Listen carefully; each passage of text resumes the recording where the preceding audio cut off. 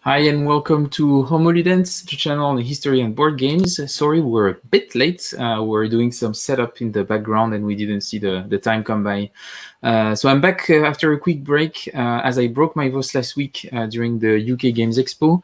I was there to work for Nuts Publishing on their stand with Scott Moore. We had a lot of fun. We did a lot of demos of 300 Earth and Sea and also some demos of his game, This War Without an Enemy. And we're also demoing another game, a dungeon crawler game called Mini Rogue that was also quite fun. By the way, we have videos of those games, Teach and Play, so Earth 300 and This War Without an Enemy. So I will add some links in the description and feel free to check them out. But anyway, thanks for joining us tonight as I invited Joe Dewhurst once again to continue our exploration of Hex Counter games. Hey, Joe. Hi, Fred. Hi, everyone. Hi, everyone. And I see that we have Essen here. Hey. So yes, last time you were here, it was to play Combat Commander. We had a lot of fun. And the idea was to continue this series of Hex Counter 101 and explore different kind of systems, different kind of approaches to see if we could convert you to some of the Hex Counter system that exist, as you're mostly a non-Hex Counter player. Tonight we're actually going to play a game by Revolution Games that was released in 2012 called Cell. So Cell was supposed to be the first game of a series simulating specific moments during the battles of the Battle of the Bulge. This one focuses on the German offensive toward the Meuse River around the 23rd to the 27th of December, and it ended up with a massive counterattack from the 2nd Armored Division. So this is how the game looks like. So yeah, that's the cover of the game. And of course I can have the cover like this because the game is actually a Ziploc game, so it's not a boxed game. So this is Revolution Games is known for their small footprint game. They do a lot of those Ziploc games. Some of them get boxed at some point. But yeah, it's a publisher that I like quite a lot, that does more old school kind of war games, either Area Impulse or Hex Encounters. So not really Joe's cup of tea necessarily, but that's gonna be the fun part. And I see that Corey is here. Hey, Corey. So that's a bit the idea. What we're going to do tonight, of course, is I'm going to attempt to teach the game to Joe. But of course, because he's Joe, he already read the rules, so he will probably correct me midway when I'm explaining him how the game works. So that's classic. But the game is actually quite simple. It's a chit-pull game. And I will explain a bit more what this means and maybe talk about chit-pulls in general. So explain basically the flow of the game, and maybe while we play, explain more in details each of the phases. But overall, maybe just to show how it looks like, I'm gonna add this to the stream, and this is the game. So this is the map. You can see the title here. So it actually extends up here. So here you have the Meuse River here, and you have Dinan just here, which is one of the big city on the Meuse, and then it goes down up here, and this is where the German would come from, moving up to Rochefort and trying to get as close as possible from the Meuse River to try to surround the Americans in a way. So that's a bit the idea you're trying to go through here. And I will be playing the Allies. Joe will be playing the Germans. We've already done the setup in the background before joining the stream. And this is basically how it's going to look like. And I'm going to navigate. Most of the action in the beginning of the game is going to be mostly in that area. And then new units are gonna come up, and we're probably going to have some action here. But I would say that most of the action is going to be here in the beginning, then it's going to go up, and then at some point when the 2nd armor is going to become from the north, I'll be starting pushing back. So yes, that's a bit for an overview of how the game look like. What should we say? Do you want to have a bit of an overview of how a turn goes, maybe, Joe? Yeah, maybe if you describe the basic turn structure, then we can do each phase as we go. Yeah, exactly. So I will just give an like a overview of the sequence of play, and then during each phase we're going to explain in detail how we play. And just remember that we might get a couple of rules wrong here and there. That's not really what's important. The objective is to show the games, have fun, and also motivate you to bring them to the table if you haven't done so. Having rules wrong is not that bad. Just play them a couple of times, and then it will get good. What is important here is just to fight the shelf of shame. That's what you're supposed to do here. So the first phase is going to be the cheat phase. So virtually it's not going to happen here, but we'll show maybe or we talk about what we do. But basically in the real game, what you're going to do is have a cup, and each player is going to have a cup, and you're going to put chits in it. And you're going to have different kind of chits. You're going to have tactical chits, and those chits are going to be chits that you keep to actually have some bonuses during the turn, and then you're going to have activation chits, and this chit is actually going to be connected to one of the division that you have on the board, and when you have it, you're going to be able to activate your units. So there are different divisions. Like for example, if we look back at the stream here, you can see those are the 84th infantry units that I have here. So if I pull the chit of that division, I'm going to be able to move and fight with them. Second armor is there. You've got the 29th British armor here that will start to activate, I think, on the 25th or the 26th of December. But basically, each division has an activation or multiple activation chits. So that's the chit phase. We're going to put them in a cup. Then we're going to check for supply, classic operational system. So we're going to look at each of our units, and we're going to try to trace supply. The Americans, they trace supply up to the north, and on that hex side, I think, down to 3305 here. So this is how I need to connect my American units there. And the British, they actually connect on the west side here and part of the north side of the edge. I should probably check if it comes to that, but I don't think that would be a big issue. Most of the time, units are going to be out of supply, not because they have a complicated path to go to their supply line, but mostly because they are surrounded by other units. So we won't have, I'll check if needed, but basically keep that in mind. And Joe has his supply line to trace back here on the southern edge. So we check if units are out of supply. If they are out of supply, we mark them as out of supply, and they're going to have a limited movement capability and potential penalties when they are attacking. Once this is done, we go to the initiative phase, and Joe and I will roll a die, and we'll see which one of us is going to have the initiative. The one who has the initiative, what he's going to do is going to decide who goes first. So it's not because you win the initiative phase that you will go first. You might force your opponent to go first. There might be on some term a bit of a tempo thing that comes in, and you might want to react to what your opponent is doing. And once we decide who goes first, then it's the initiative. Then it's the first player activation phase, and this is where you start drawing chits from the pool. So we build the pool during the chit phase, and now you start drawing them. When you're going to draw a tactical chit, what you're going to do is you're going to store it on your available tactical chits here, and you're going to keep on drawing until you draw an activation chit that is going to be a chit that corresponds to one of the units. And I'm going to show you how they look like. So this is a German tactical chit. This one is called the extra move, and I will explain what they do during the game. And this is an activation chit. So when you draw those ones, you're going to keep them to use whenever you want. And then when you draw one of those ones, this will tell you actually what division you are going to be able to activate. And that means that specific unit you're going to be able to activate. You can also make the decision to not activate that specific division, and instead you can activate any one unit of your choice. But that would be really for a really specific occasion or specific movement that you need to do.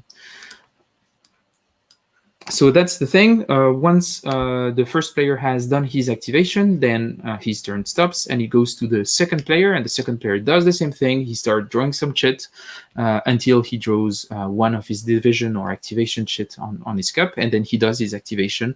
And we do so until we reach our activation limit. So during each turn, we're going to have a certain number of activation that we can have.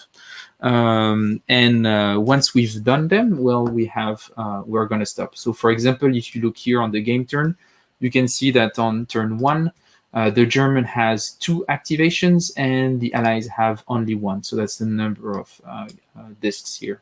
And if you look on the I cannot move your units on the track here.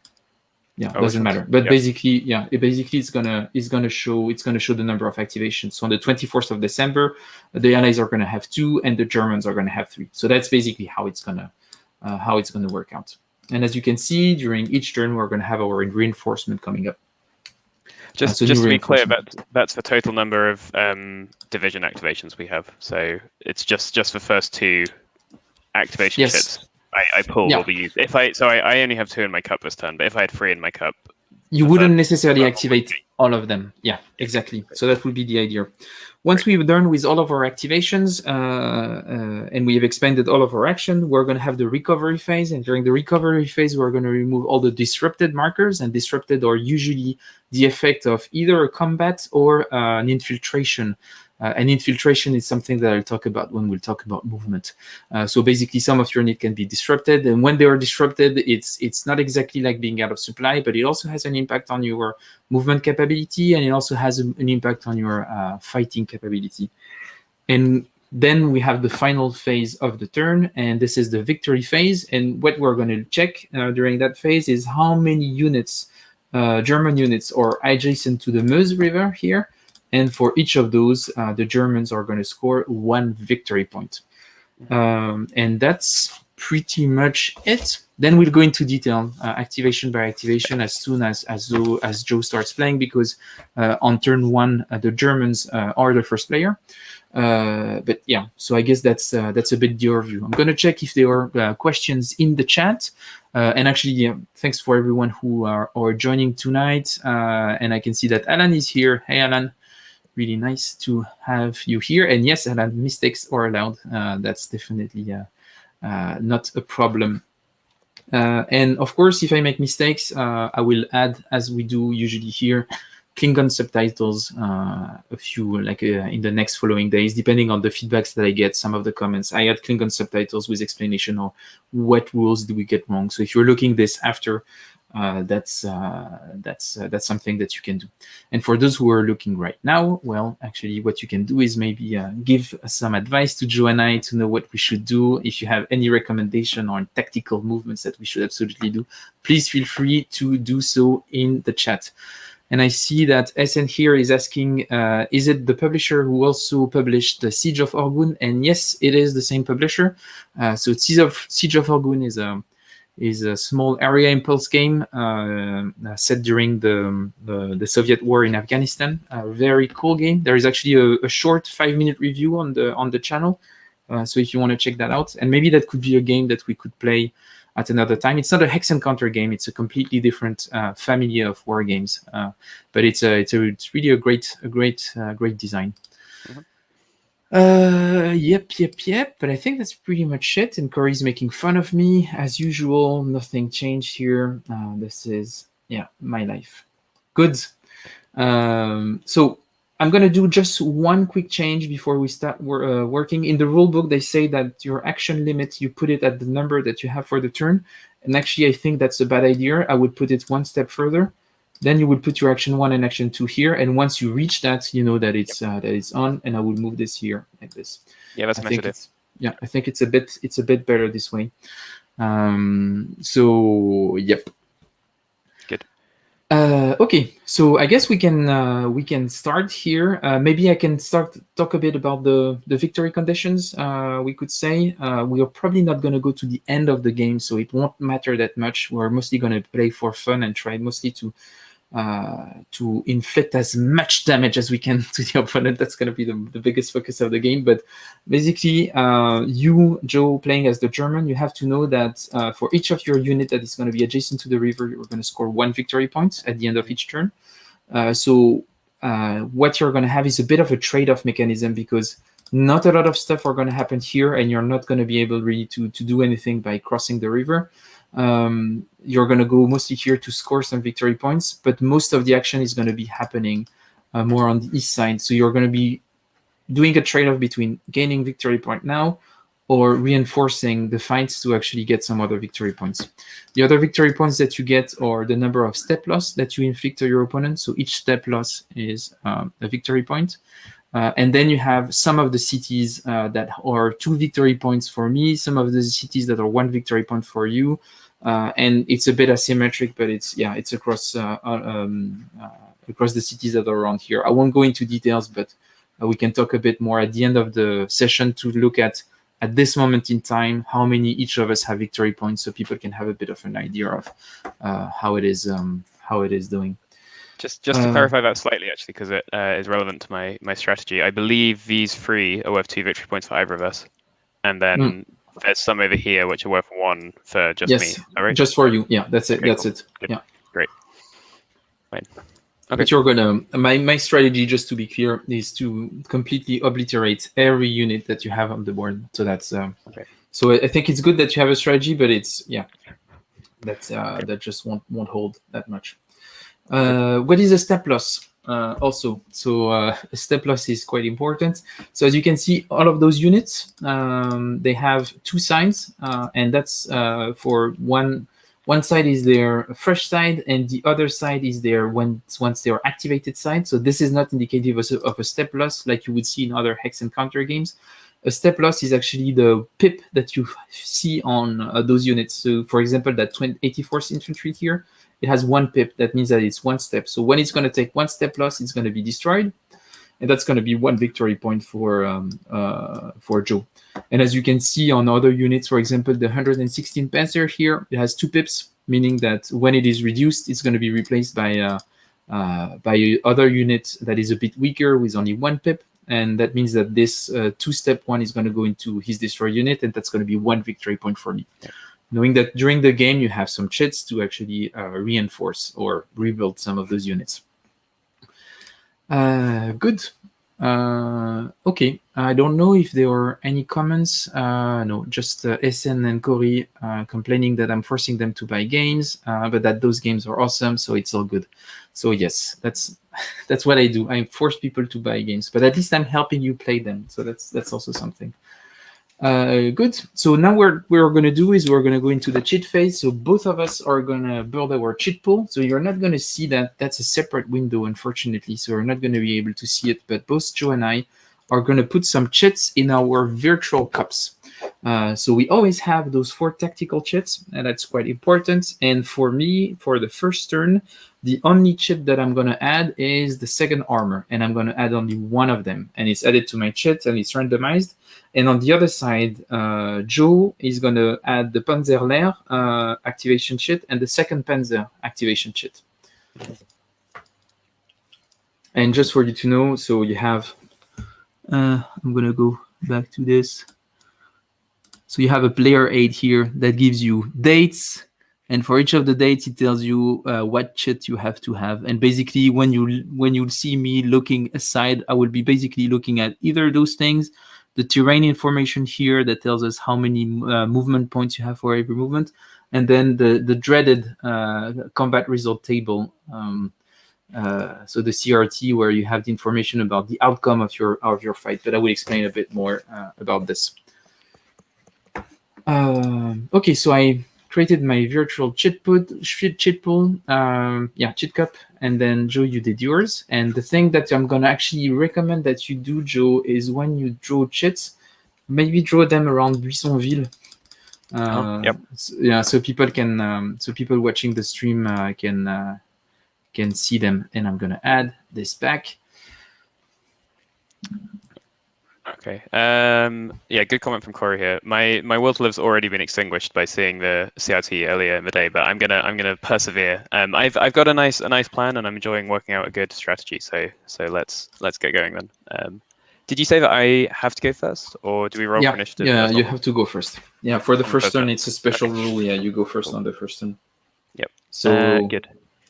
Yeah, the German player has the initiative on turn 1 and must take the first action phase. Cool. Which means that you don't actually have initiative, because if you have initiative, you choose who goes first. So it's a bit Yeah, that's fine. So I'll draw, and that's a tactics one. It's an extra move. It's an extra move. And that lets me move another unit, which could be from a different division, right? Yeah, any unit you could activate with that extra move. But you're going to draw until you draw an activation chit, and once you do, you decide if you want to use one of those tactical chits that you just drew. Yes. I just drew the second panzer. So nice.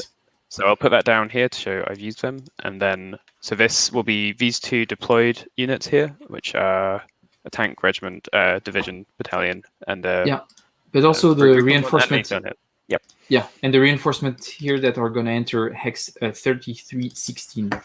So maybe now is a good time to talk about what happens when a unit is activated. So here you have a choice. Either you activated the second Panzer Division, or you decide to use that activation chit to activate one other unit that is in another division. So it's either a whole division or any one unit. So it's a pretty big trade-off. So you really need something specific to do that. When you activate your unit, the first thing that you're going to do is put them on their fresh side. But at the beginning of the game, all of them are on their fresh side. And that's important because you might be able to activate the same division a couple of times during a single turn. So that's why you will re-put them on their fresh side and then reactivate them.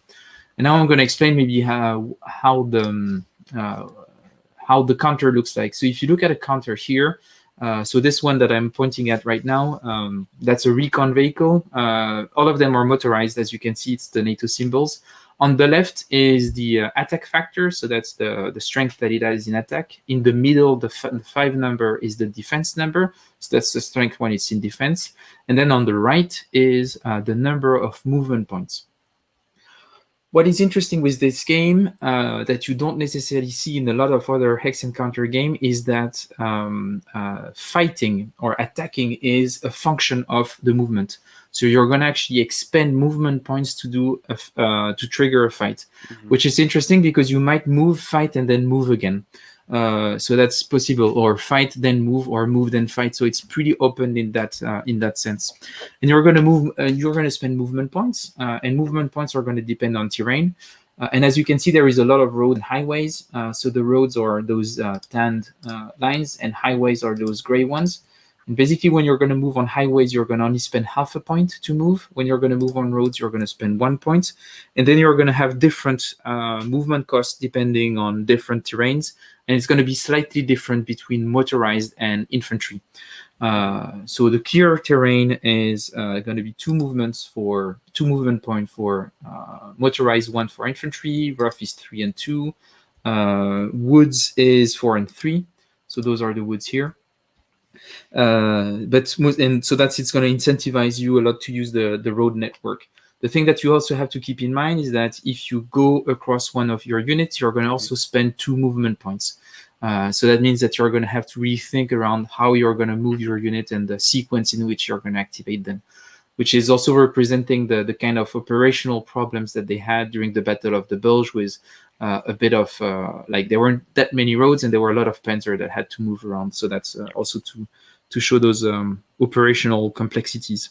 And then when you're going to want to trigger an attack, there is 3 kinds of attack. So you're either going to spend 3 movement points for a light attack, 6 for medium attack, and 9 for heavy attack. That's for motorized, and infantry is 1, 2, and 3.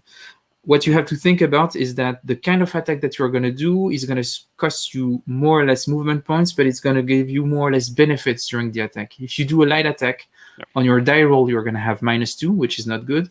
Medium attack, you won't have any die roll modifier. And then heavy attack, you're going to have +1.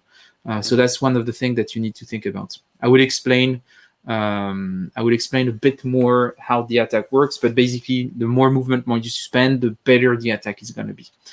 And then we have a question from Alan here. And no, there is no weather represented in this game. The only thing that is represented and that you might see in a future turn is that you have an alternation of day and night. So day and night is going to be the biggest factor. Joe with the Germans is going to have usually an advantage during night turns. He's going to be able to do some strategic move during night turns. and will have a +1 benefit to the attacks, and I think also a bit of an advantage when it comes to infiltration, and I will talk about infiltration right after. And I will have more benefits during day turns. I will have my replacement coming into day turn. I will be able to do strategic move during day, and I will also have the air tactic chit that I can use during day. So that's basically just day and night, but no weather on this one. And I don't think that weather, I might be wrong, played such a massive role during that operation. So that might be why they didn't do it, unless which is different that you would see in other games. I have two quick questions, if that's okay. Yes. Easy one. So one is, my understanding is that it's only motorized units which block each other with movement, and infantry doesn't. But that I think is just your infantry. Don't get in the way of your motorized. Yeah, that's only for motorized units. Yes. Yeah, good.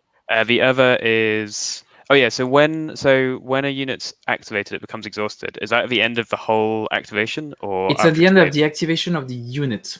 And that's really important. Yes, exactly. Yep. Because just to show a unit when it's going to be on its spent side is not going to have the same value. So you see the attack value is 2 on its spent side, and it's 5 on its active side, and it's going to be the same for your units. So you really have to think about in which order you're going to activate them and how you're going to position them. Yep. Good. Oh, and we have Matt White. Hey, Matt. I didn't know that Matt was in the UK actually. Whereabouts in the UK? I need to. Yeah, that's the offline discussion. Sorry. Where exactly do you live, Matt? Where do you live, Matt? Can we visit you? And Matt is on Kickstarter right now, if I'm not mistaken, with a really interesting game. I was looking at it earlier today. Really cool map. And cool illustrations because it's Matt. Matt does great illustration, but the system looked really, really interesting. Shall I get moving these units then? Yes, sorry. So you activate second Panzer, and you have this stack that enters on Hex 3316, and this first hex is not doesn't count into your movement. So they enter here. One thing to consider is that you have a stacking limit, and I was talking about steps and pips, and what you have to think is that in a hex you cannot have more than 2 pips present. So you could stack 2 1-pip units on top of each other, but a 2-pip unit has to end up its move alone. Yeah. Okay. Good. Good. So I'll move this unit first here. This recon unit. They're going to show up a little bit, and so it's 1 movement point for each road space, right? Yeah. First mistake, Joe. First mistake. Activating this one specifically 3, 4, is 5, 6, 7. They're going to go all the way around here just to show up like this, and then they're exhausted. Yep. Lame. Perfect. And then this main tank unit here is going to similarly go 1, 2, and then it's quicker along these just for future reference. So that would be 3 to there. Yes. And then 4 around to there, right? So exactly. Yeah. Yep. Making good use of roads, I think. And then down here, what have I got?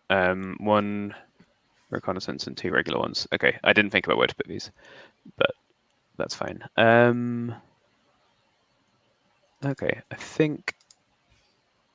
So I can go 1, 2, 3, 4, 5, 6, 7, 8, 9. They're gonna start pushing forwards, and the rest can just follow. Yeah.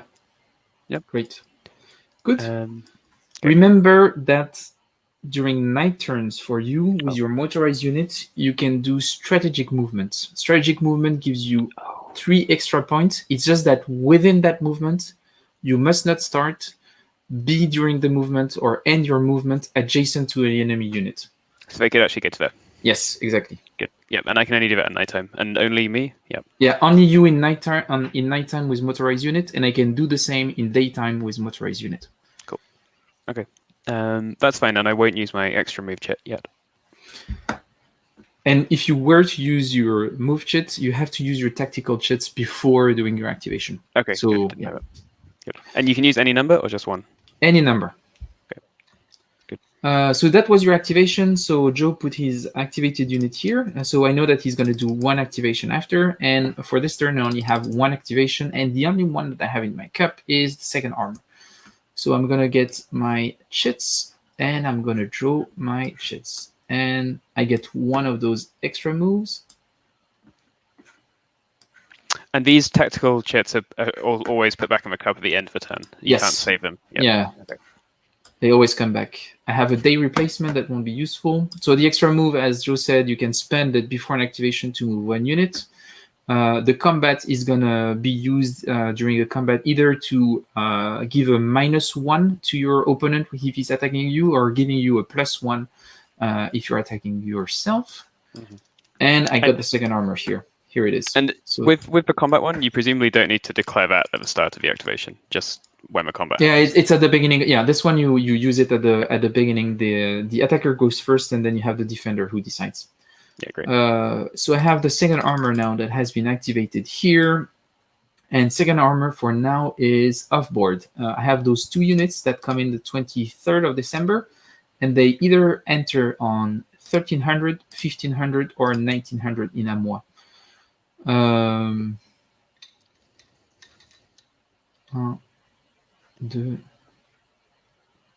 I think I'm going to enter in 1900.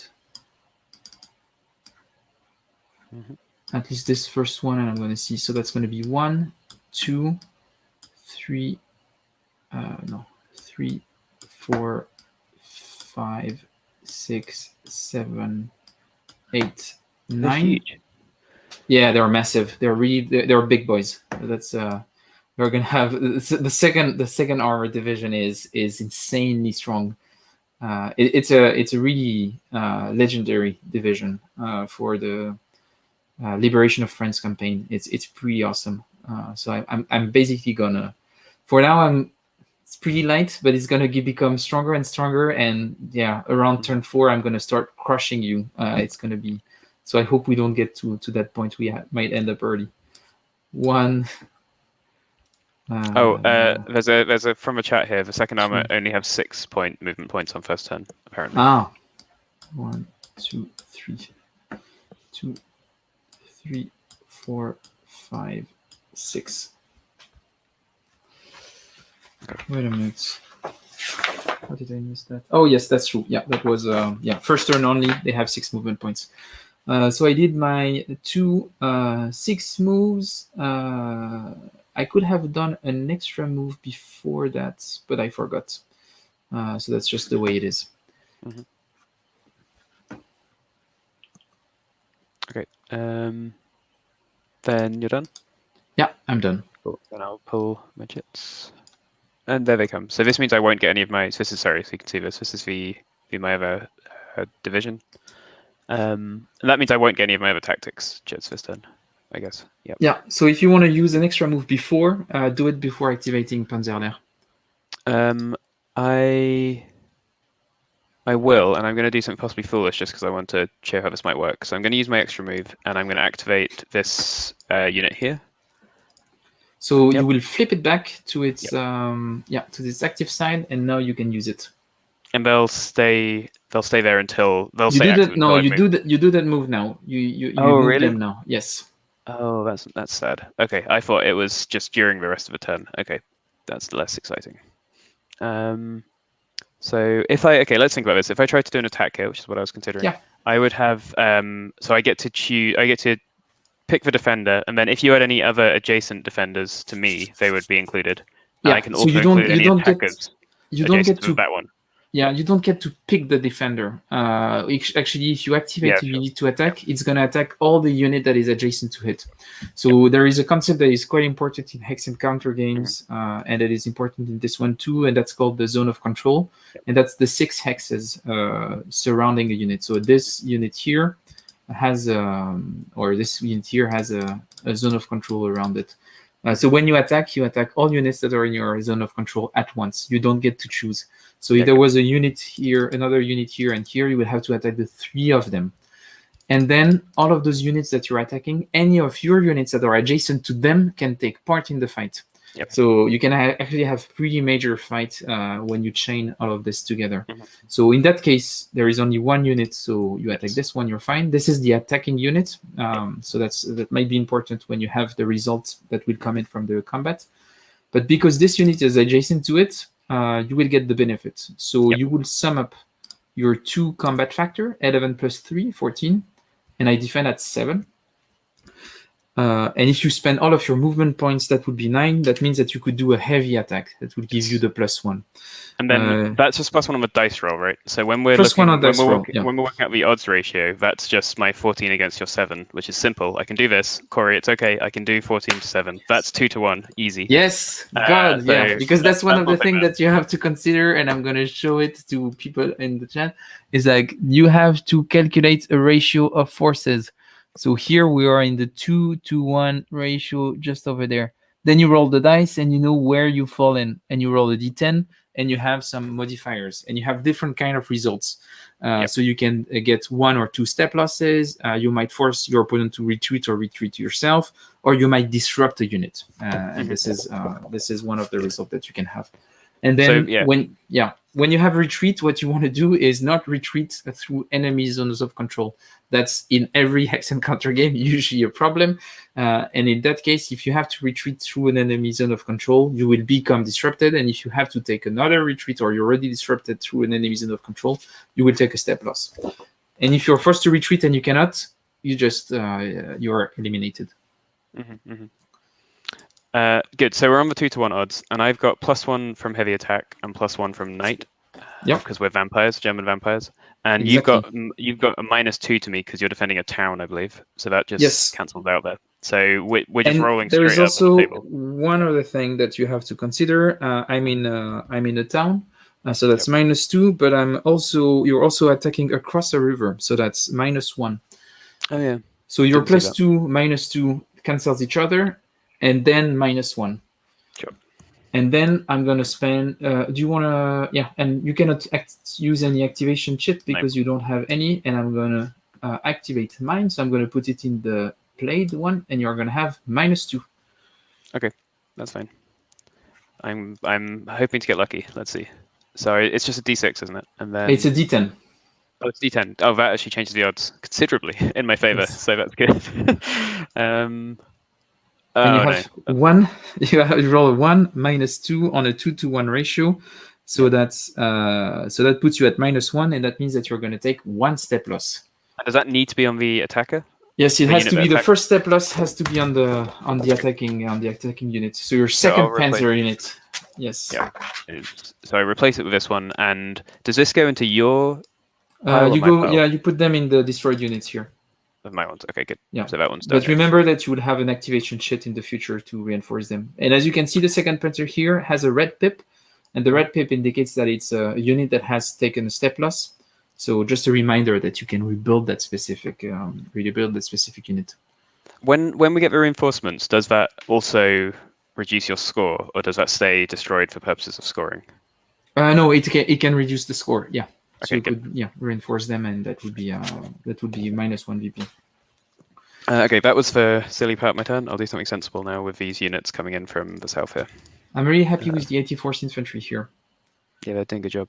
Yeah, surprisingly good job. So, do I bypass them, or do I try and destroy them? So I can go 1, 2. So remember that you don't count the first one. So that would be 1, and you're on a highway. Yep. So that would be 1. 2, 2. Yeah, cool. So, that means I actually could do a medium attack against you, but it would be. It wouldn't be so bad because these 2 would still get. Oh, so this is exhausted now, but I would still get to add these 2 to it. So that would still be. Yes. So it'd still be on 17, which is pretty decent. But what I'll do actually, so I'll move this one. Wait, so we've just done 1 so far. And that'd be 1.5. Maybe now I would explain something that I haven't explained. Is once you enter a zone of control, you don't spend extra cost. Yep. If you go out of a zone of control, you actually spend 1 extra movement point. Right. And that's something that is interesting. You can move from one zone of control hex to another zone of control hex. If you do this, it's called an infiltration. An infiltration is not an automatic success. When you try to do this, you're going to spend the regular movement points for the terrain +2, and you're going to roll a d10. And depending on the roll of the d10, you're either going to be disrupted and fail, or you're just going to fail and not do it, or you're going to succeed and move and do that specific move. So that's something that is actually a quite interesting twist when you're trying to move during this. And of course, during the night, the Germans, I think, have a +1 on the infiltration table. I have a +1 always, and I have a +2. Yeah, yes, and you have a +2 at night. Yeah. So I have a +3 actually. So I will try it. So that would be this. Even though I'm moving onto a road, I'm not moving along a road. So that would be 3 points for moving into the woods, I think, or 4 even. So a lot.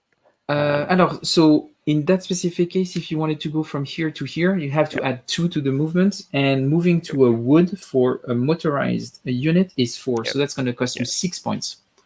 That's fine. I'll try it anyway. So let's roll.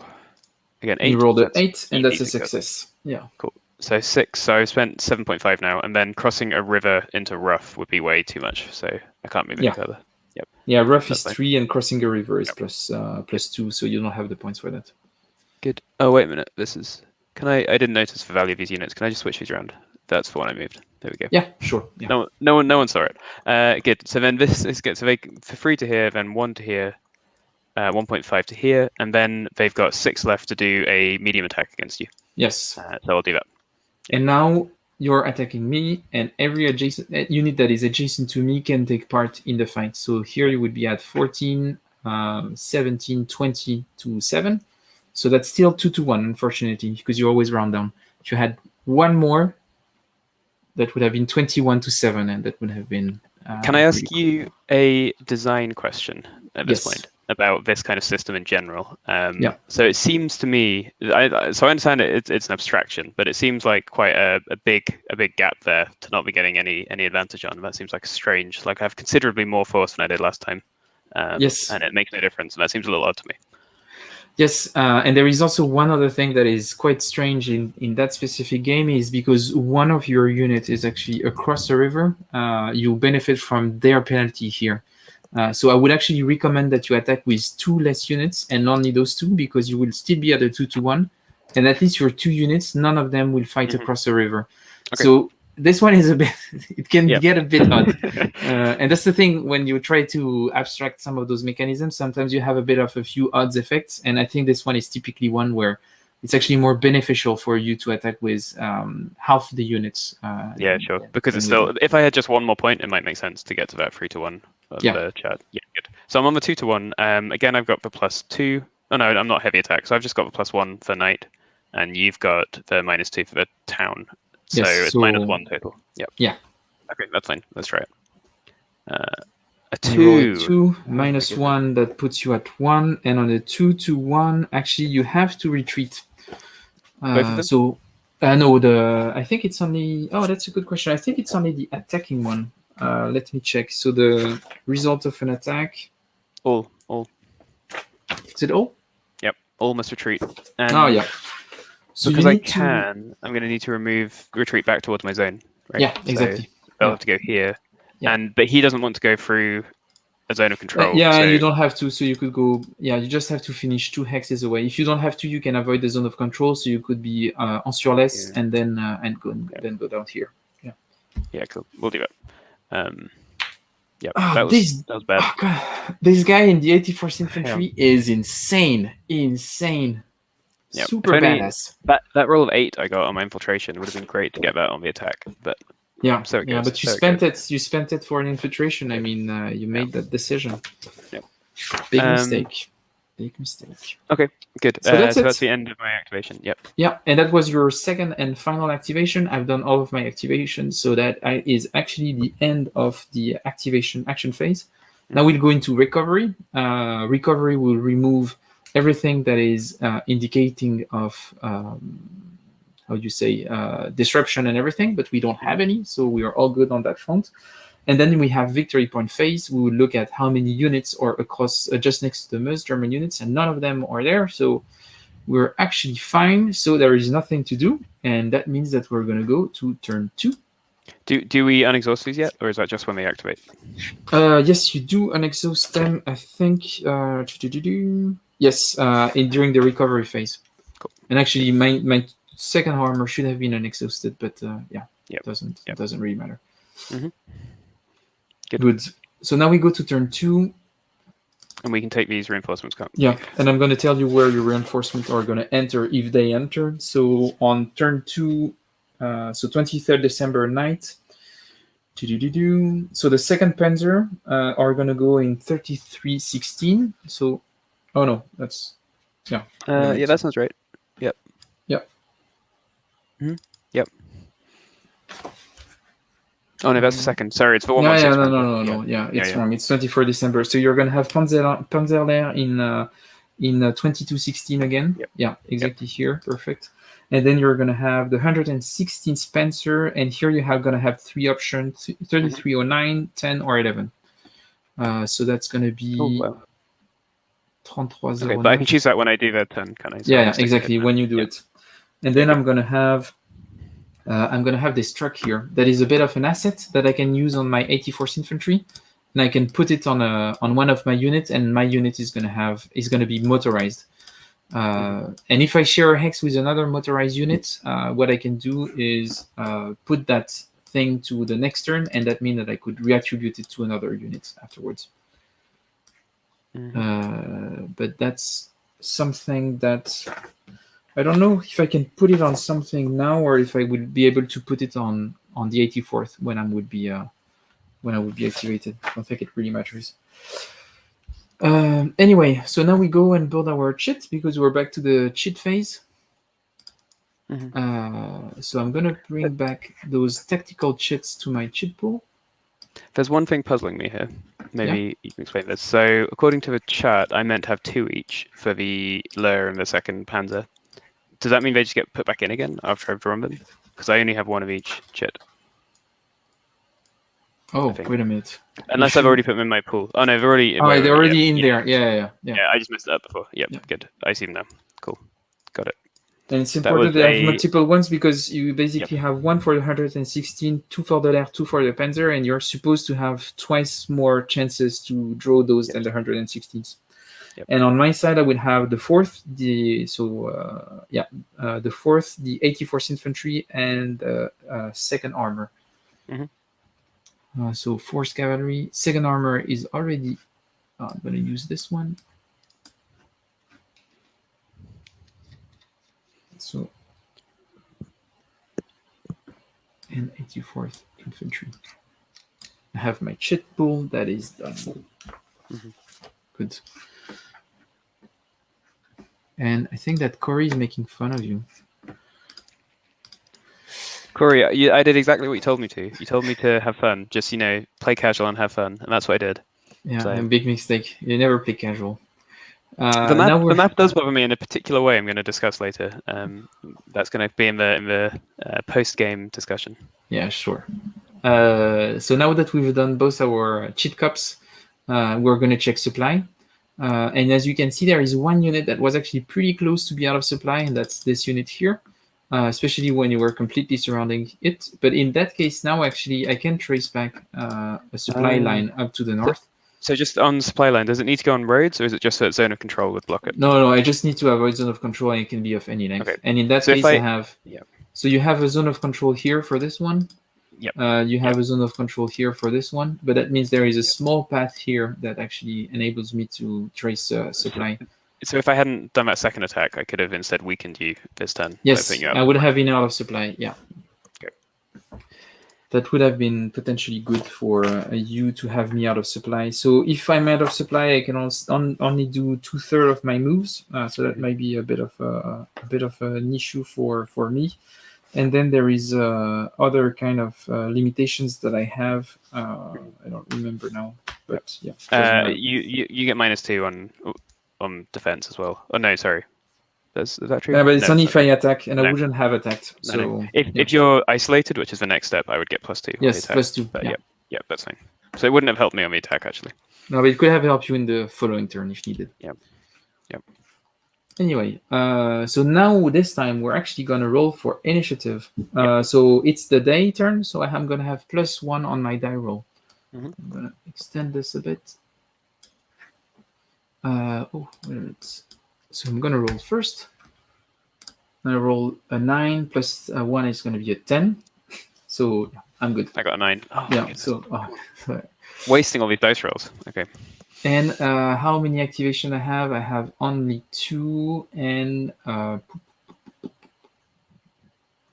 actually I think I'm gonna. It's a day turn. Oh, I might have one of those things that I'm hoping for. Yeah, I know what I'm gonna do. I'm going to ask you to go first. Let's see if I get lucky. That's exactly who I wanted. Excellent. Wow, so Good lucky. Work. So first I'm going to do, so I'm just activating the Pandilla. I can add up this time, Corey, to 21 against 7, which is exactly what I need to be 3-1 odds. And I can even do that and get a medium attack. Oh, I'd be moving into woods, wouldn't I? That's okay, though. So this unit here is going to move first.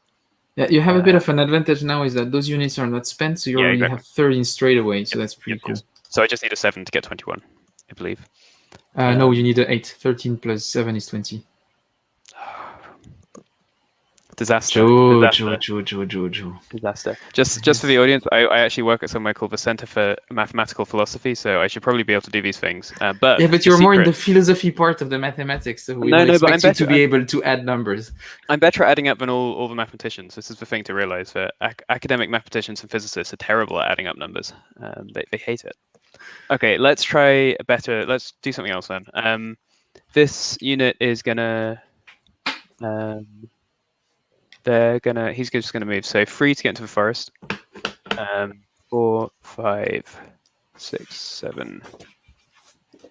I don't know where he's going. Getting to the forest is 4 motorized. Oh, okay. 8, 9. I'm just counting 10.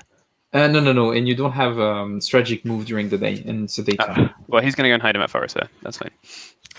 Then his friend here. So wait a minute. I'm not doubting you, but just a bit. So you were here, right? Yeah. So 4, 5, 6, 7, 8, 9. Oh, did I go 1 too far? Okay. Yeah. Good. That's fine. I don't really know where he's off to, but he's sick of this fight in Rochefort. Doesn't like the cheese.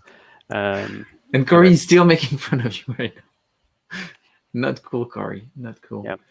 I'll have you know, Corey, from decades of DMing, I'm very good at adding up numbers up to 20. Okay, I just can't get to 21. 21 just blows my mind. Okay, this Panzerler here then is gonna. That's surely at least 21. He's gonna go. Yes. However, what's his exhausted side? 6. So now I need to do some more maths. 6 plus 11 is 17. Add another 6 is 23. Add another 7 is 30. That's surely better odds. That's pretty good odds. Yeah. Because okay, so that's gonna be 4-1. But now I'm gonna tell you something that's gonna annoy you extremely about the combat result table of Self. You don't have a 4-1 column. You only have 3-1 or 5-1. So I did the first challenge for maths, but I didn't manage the second challenge. Okay. Typical. Okay. This unit here then is just going to go and do the attack. So they're going to come here. That's 1, and then they can't quite do a heavy attack, but they can do a medium attack still. Yes. So medium attack would be no dice roll modifier. Is that right? I think I still get -1 because I'm actually. Oh, you get more than -1. You get actually -2 for the town, and if you attack with the other 2, it's across the river, so that's going to be -3 overall. I'm absolutely sick of these guys. Okay. I'm going to try anyway. Yeah, surely 3-1. I'll roll better eventually. 3-1 and -3. I think you still have good odds. Yeah, but I keep blowing all my good dice rolls on pointless things. Okay, let's try it. Yeah, on losing initiative. 8, you see 8. -3, Joe. 8 -3. Disrupted. 5. Yes, great. Mad exercise. Disrupted, and the disrupted puts a little marker on them that does something. Yes, so it puts the disrupted marker on them, and I'm gonna go and get that disrupted marker here. So they are disrupted, so it means that if I'm disrupted and I have to retreat into enemy zone of control, I would actually have to take 1 step loss. Is that all it does? It's all it does. And it also means that I cannot attack, and my... It gives me +2 to attack you. Come on. There's some other advantage. Yeah, but you're not gonna attack me again. Why not? I don't think you're going to do that. I think you know it's not fair. I can get to 2-1. Yeah, you would. That would actually only make sure that you only have a -1 for your next attack. Yep. Where's my extra minus from? -2 for -1 for crossing the river. I might not do the river. It's still 13. Is it better? Okay, so here's let's do the maths. This is the funnest bit of the game, is doing the maths. So we'll do that. 1 to go to here, and then some more numbers to get to here. It's fine. Yeah, so that would have been 1.5 plus rough would have been 3, so that would be 4.5. And it's actually quite important because if you spend 4.5, you can only do a light attack. That puts you at -1, Joe. Okay, that's fine. So the light attack would be okay. The light attack would be -1. -2 for the town is -3, but I'm getting +2 from the disrupted, so I'm only on an overall -1. Yes. If I don't go across the river, I'm at 2 to 1 with a -1, or I could be at 3 to 1, I guess. I haven't done the maths yet. Probably. Yeah, you would be at 3 to 1. 17. Surely. No, it might go to 4 to 1. But 4 to 1 isn't 4 to 1 doesn't count. Yeah. You okay, so here's the question. Yeah. Here's another question for somebody who isn't familiar with this particular CRT or any CRTs, in fact. Is it better to attack at 2 to 1 with a -1 or 3 to 1 with a -2? I would say that it is exactly the same thing. What is being added to my life by having to work out? It is exactly the same thing because if you look at the combat result table, and I will show the combat. Oh yeah, okay. It's just the whole thing shifted down a yeah, the whole thing is shifted 1. So yeah. I appreciate that design decision. If I can internalize that, that's a reasonably sensible idea. Okay, have you just put the map away because you're too annoyed with me? No. It was just to show the combat result table. Yep. And actually, Peter is actually saying something interesting. Is that you can attack with the second pressure afterwards? Yeah. Yes, I can. I'm going to try this attack anyway because I'm just that kind of a guy. But yes, it's a very good point. So and Sean just woke up. Sean is on the other side of the world. It's probably 6 a.m. something like this for him over there. So there's a reason for this actually, and I think this does make sense. I'm just going to use the 2 on this side of the river because if I do badly, I don't want everyone to have to retreat. Yeah, so I think that's sensible. So I'm just doing the 2 to 1 at -1. Okay, I got a 3. Oh my goodness. 3 -1. 2. That's 2, so no effect. Okay, that's fine. Good, and we've got you nicely surrounded now. Okay. Good, done. That's the end of my activation. Yep. Now we're back to me. So I'm gonna go into my chit-pull and draw something. Oh, second armor straight away. I didn't expect that. Okay, my action limit is 2. Your action limit, yeah.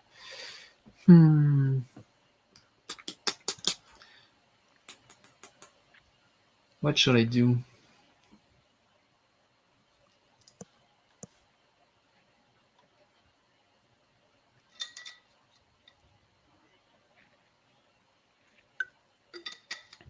So, for example, you see, and that's why it's important is that if I move this unit here, I wouldn't be able to attack only this one. I would have to attack both of them at once. Yep. That's why I was positioning them with this weaker one in the middle there to be supported always. But if I place it here, I can slap it straight away. Yep. 1, 2, 3, 4, 5. But the problem I have, if I do this, that would be 5 and then 4 to go here. And that means that I won't be able to hit it on the next turn. 1, 2, 3, 4, 5, 6, 7. Not like that.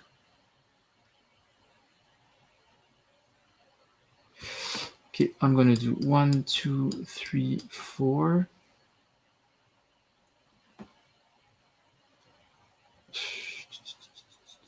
Should I do that? So it feels like the 9 is carefully calculated here for the heavy attack, but often what you want to do is set yourself up to be ready to do a heavy attack next turn. Yeah, exactly. So you're going to spend all of your movement points with a motorized. So it means that you need to spend everything, all of your activation for heavy attack. There's a couple of questions here. One from Patchwork Pictures. Where does German player trace LOC? And that's down to the bottom right corner. I'm gonna. I can explain it. So German supply or map page 3.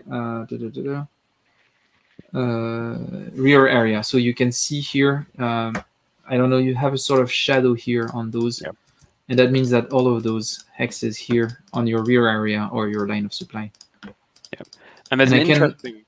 I cannot enter the rear area with my units. So. I cannot block it by just occupying this. I just have to surround you to do that. There's a, I think, interesting comment from Board Game Bloke, which relates a little bit to some of my complaints about the style of game. Although I'm having fun so far, don't worry too much about me. But yeah, Grognards soon learned that quickly determining odds ratio is a great skill to have, and I think that's true for playing these games. I just wonder what it tells us about the conflict and the structure of what's actually happening. So that's my concern with these CRTs. And I'm not sure what they tell us outside of the structure of the game itself. Basically, they seem somewhat artificial to me.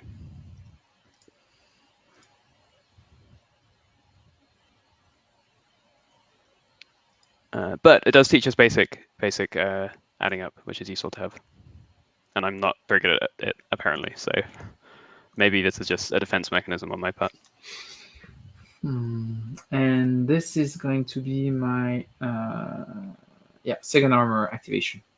Cool. Fred's gone suspiciously quiet while I complain about this game I'm playing. Good. So I'll draw now. And we have Sergio from Mesa de Guerra that is here. Hey, Sergio. I've got combat +1/-1. Could be useful. And I've got this 1/16 Panzer. And now, okay, one thing I could do now is use this 1/16 Panzer just to activate one of the second Panzers. Instead of activating this division, you could activate a single unit. I don't think I will do that because I'm quite keen to get the 1/16 Panzer going. So I'll use it for them. And I have a plan here. There's this weird little free armor immobile thing guarding Hutton, right? Which should be pretty trivial to... Hutton. Should be pretty trivial to take out, I think. So and the thing is that so that's also one of the quirks is that you cannot retreat in a hex that you couldn't move into, and because this one has 0 movement, a retreat result will kill it. Yep. Is it meant to be like an HQ unit or something? Or I think it's a sort of small garrison. Yeah. Okay. Yeah. Good. And it cannot attack. It only has a defense value. You have done something sneaky though, because I would need to infiltrate in here to have any kind of additional attack against it. So yes, if I attack one of these infantry stacks, do I? Yeah, I would have to attack both at once. That's right. So they would be 14. Yep, that's obvious. Good. Let me just down to 3, 6. Okay. Good. So I'm just wondering if I should go straight for Hutton or. I'll be sensible. That's what I'll do. I'll set up a little battle line. So actually, there is an interesting discussion about the CRT, and Corey is saying that he thinks the reason why they seem artificial is that they feel like they are working backwards the odds of the historical outcome. And I think that's really true. And in a way, the CRT, you could say it's really designed for effect in a perfect way. So I think that's an interesting point. But originally, you can also trace back the CRT to all the quantitative analysis of military history around the mortality of fire and the effectiveness of different. So it's true that the easiest way when you're looking, especially in Second World War, is to work your way back. But actually working your way back gives you some insights on how to calculate your way forward. It's the whole discussion around statistical models. You have the historical data to build your model on, and then you can reapply those models to other ones. But I think, it might feel a bit odd. And once again, it's the case with every abstraction. It can be a bit weird. It's just that this kind of abstraction creates that sense of having a small math problem to resolve. So it actually touches on something interesting from my own academic work, which I'll mention super briefly, which is just an idea about understanding in science and what scientific modeling is trying to do. And there's a criticism of just predictive models just statistical models that they help you make predictions, but they don't tell you how something actually works. And I think that maybe gets at what my concern is here, is that the CRT tells you something about the statistical outcomes over lots of battles or whatever, but it doesn't actually tell you about why the battle happened that way or this way. And that's the whole debate when you have statistical models between the descriptive value of a statistical model and the predictive value of a statistical model. But you could say that actually the CRT models are pretty good because they are describing something very straightforward, which is the force ratio. So the more strength you're bringing, the more, So you could say that it has a descriptive value, but then is it always fair? And how do we evaluate exactly the force? And the lethality of fire is always a bit, muddy. But it's a good point. There's a really great comment from Board Game Bloke here, the last one, which I completely agree with, and I think this touches on something we were discussing earlier, Fred, which precisely because it's chit-pull and there's fewer units, there's a bit less of this for me. But one thing I really don't like in these games is when it feels like I need to do a whole lot of busy work, a whole lot of maths, just to work out what the kind of obviously best move is, basically. I just need to sit there and like run the numbers. But then at the end of the day, there's no choice. I just run the numbers and then do the correct thing. This feels a bit different because, I can think, am I going to send these 3 units towards that town, or am I going to try and push through the gap? And those kinds of choices are interesting. But yeah, precisely trying to just hunt for the extra factor here and there, it to me isn't like an interesting thing to do. So that would be my kind of criticism of it. But I guess we can go into that tangent fully now.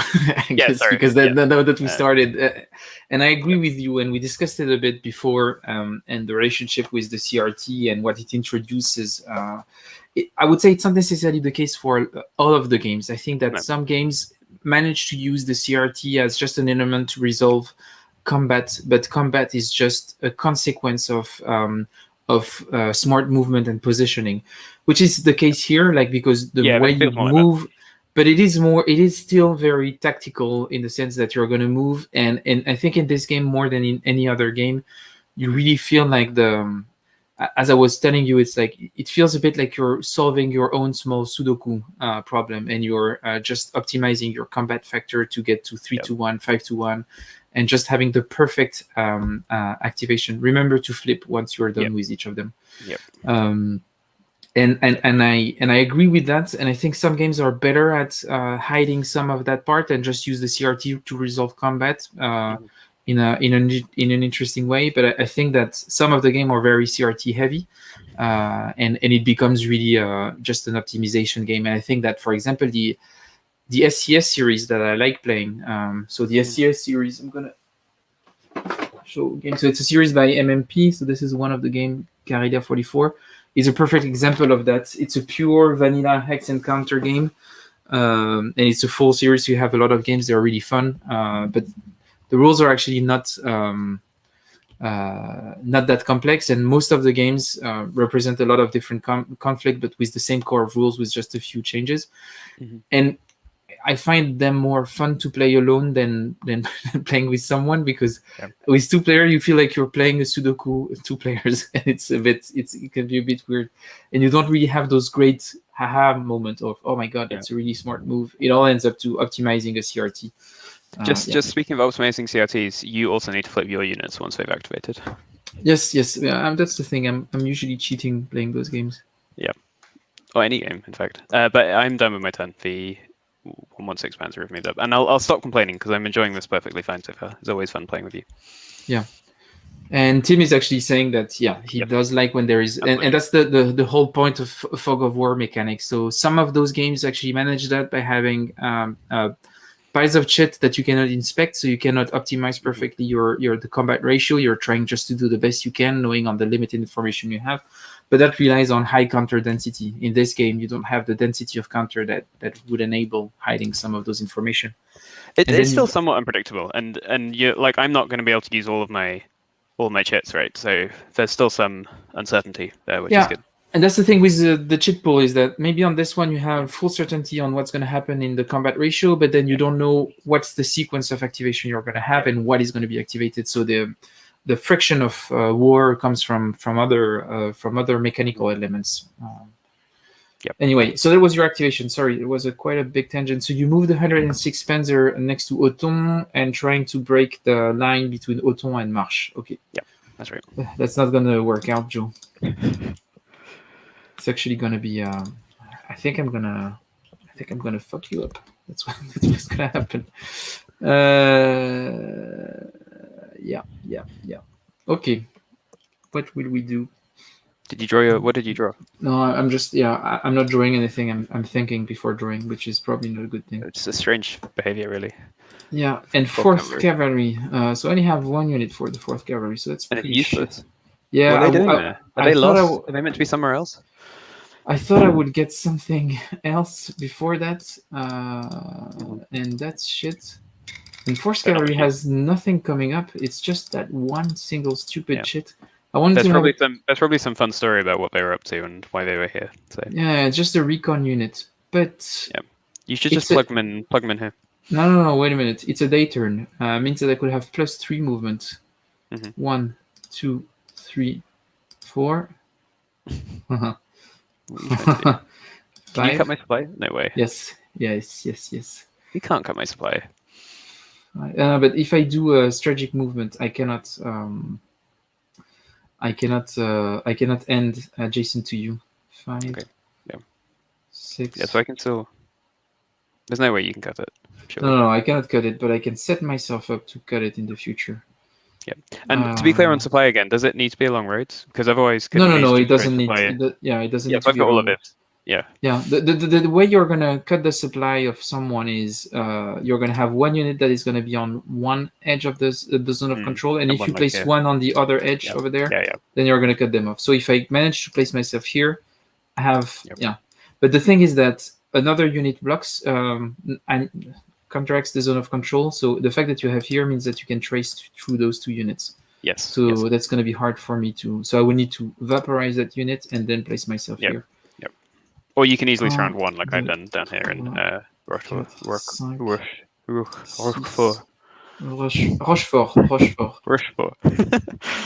Yeah. Good. 6, 11, 4. I'm glad to hear from the chat and talking to you that some people who do enjoy these kinds of games have some of the same feelings as me about what makes interesting gameplay and this kind of thing. So that's good. Fills me with hope. There's hope for you yet, weird Hex Encounter people. Yeah, I'm gonna go here.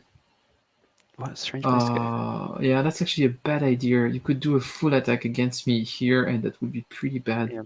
I could also surround you really easily. Oh no, because you can go back through the adjacent one. Yep. Yeah. Actually, I'm gonna go in Argimon. Or Gemelle? Argimon or Gemelle? I don't know what these guys are up to. They're really asking for trouble. And that's...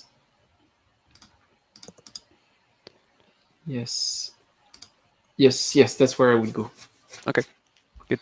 And I will flip and back to you. Next. And what's that? Knight replacement, useless. All my knight replacements? Yes, and the second panzer. That's what we needed. Good. So, as suggested, we will do an attack on the 8th Infantry. You just moved this disruptor chit onto me. Yeah. Okay. So, I've certainly got 3-1. I don't think I have 4-1 against you. And I'll attack with this. Does it matter which unit I'm attacking with? Yeah, for the step. So I'll attack with this. Attack with this recon unit. And then I've got +2 because you're disrupted, and I've got another, and I've got -2 from the town, and I've got -1 from the so that's river. All in I've all... got +1 from heavy attack, so nothing. Yeah. So good. 0. And I'll play this +1, I think, as well. Yeah, play it now. You are not going to be able to play it at another time. So you have +1. I was looking to see if there was any hope of me attacking these, but there's not. So and that's your last activation anyway. Yeah. No, but all of them. Oh yeah, but I mean woods. Yeah, that would be. Yeah. No, I'm not going to. I just had idea. to think about it. Yep. I'm not as quick as you, Fred. Okay, so let's see. I got a 9. That's surely good. You rolled a 9. Yep. So that's 10 at a 3 to 1. Yeah. So 1 step loss, but I only have 1 step. Then I would have to retreat and be disrupted, but I was already disrupted. And retreat would have happened in zones of control, so I would have taken a step loss. So this unit is just dead. Once you kill the unit, you can advance after combat. So advance after combat means that you can use any of those and actually enter the hex that was just... I'll make this one. Yep. Okay. Good. Very nice. Then they're done. And I could move this one off, but you're saying then I would be more vulnerable to being surrounded, which is true. But who would be surrounding me? I don't think I'm so worried about that. I'm going to move this. So they're going to... Is this rough, this one? Yeah, it's rough. So rough is how much? 3? I think it's going to be 3 for motorized. That's okay, though, because then I'm onto the road, which is good. 3. Yeah, or I could just advance to here, and then I'd be in a better position to attack you next turn. That makes way more sense. Yeah. I'll just do that and then stick there. Yep. And actually here is a good idea because if you weren't going here, that means that the only unit that would be directly adjacent to me would be this one, and I could attack it alone. Now if I attack, I have to attack both of them. What's the infiltration odds here if I try to go in here? It's just so if you try to go in here, that's going to be it's just a regular 4 roll plus with 2, +1. Yeah. 6, and you will just have the +1 because you are German. So I'd only have I'd have only a small chance of getting 20% chance of being disrupted. But being disrupted doesn't matter because it's the last activation of the turn, so this will be removed just in the next one. Removed right away. And the risk of me getting surrounded there is pretty low because I've got this route here back. Yeah, and you have this unit here that is actually negating my zone of control to open up. Oh, but I was about to move them up here to have a more powerful attack. Oh, yeah. And then you have those two that are actually also negating zone of control, so you're actually fine. Yep. So, yeah, he'll move up to here. I'll roll for it, just see what happens. And he succeeds, basically. Oh, no, he doesn't move. Oh, 2 + 1, 3, you actually fail. Yeah, so you're not disrupted. That just means he doesn't move, So it's not actually, it's not that dangerous infiltrating, particularly no. At the end of the day. Yep. It's at the end of the day, that's fine. It's at the beginning of an activation. Being disrupted is, taking a bit of a risk. Right. And then we're done, right? Yep. So now if we go back to the sequence of play, we will do the recovery phase, but no units are disrupted, so that's fine, but we will flip units back on there. I'm glad that Peter approves of my strategy. He says trying to surround the second armor at this point is a good move. So that's nice. But you didn't really. Well, you tried, but I tried to. Come on, I tried, Fred. That's all you can ask. That's all you can ask of these guys in the second Panzer. They tried the best. 8, 15.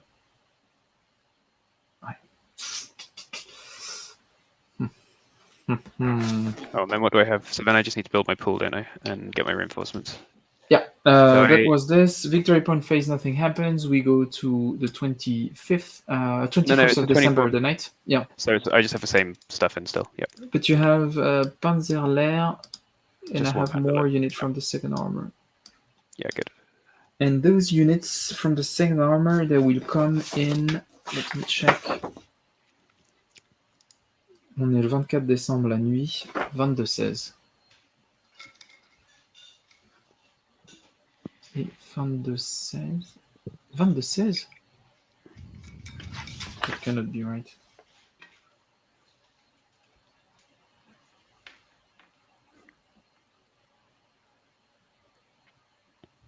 No, something. I think I'm reading that wrong. Wait a minute. Oh no, I was reading the wrong one. You are coming in 2216, and for me it's the same. 1300, 1500, or 1900. I was really confused. I thought I was in 2216. I was like, that's not okay.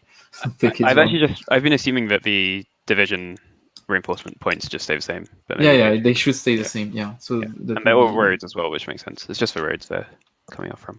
Yep. If I was developing this game, I'd suggest you put little reinforcement symbols here on the map. So I'm going to have 2 activation. You're going to have 4. So that's going to be a bad turn for me.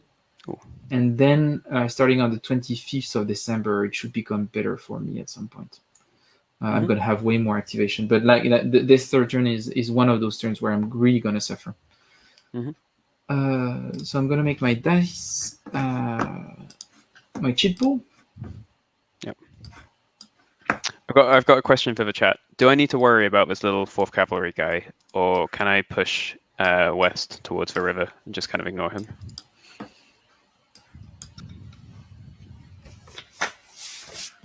Do you want to know what you have to put in yours, or are you ready to check that? I've done mine. It's fine. It's the same as the last turn. Still the 24th, so for me that's going to be 4th, 84th, and 2nd Army. Yep.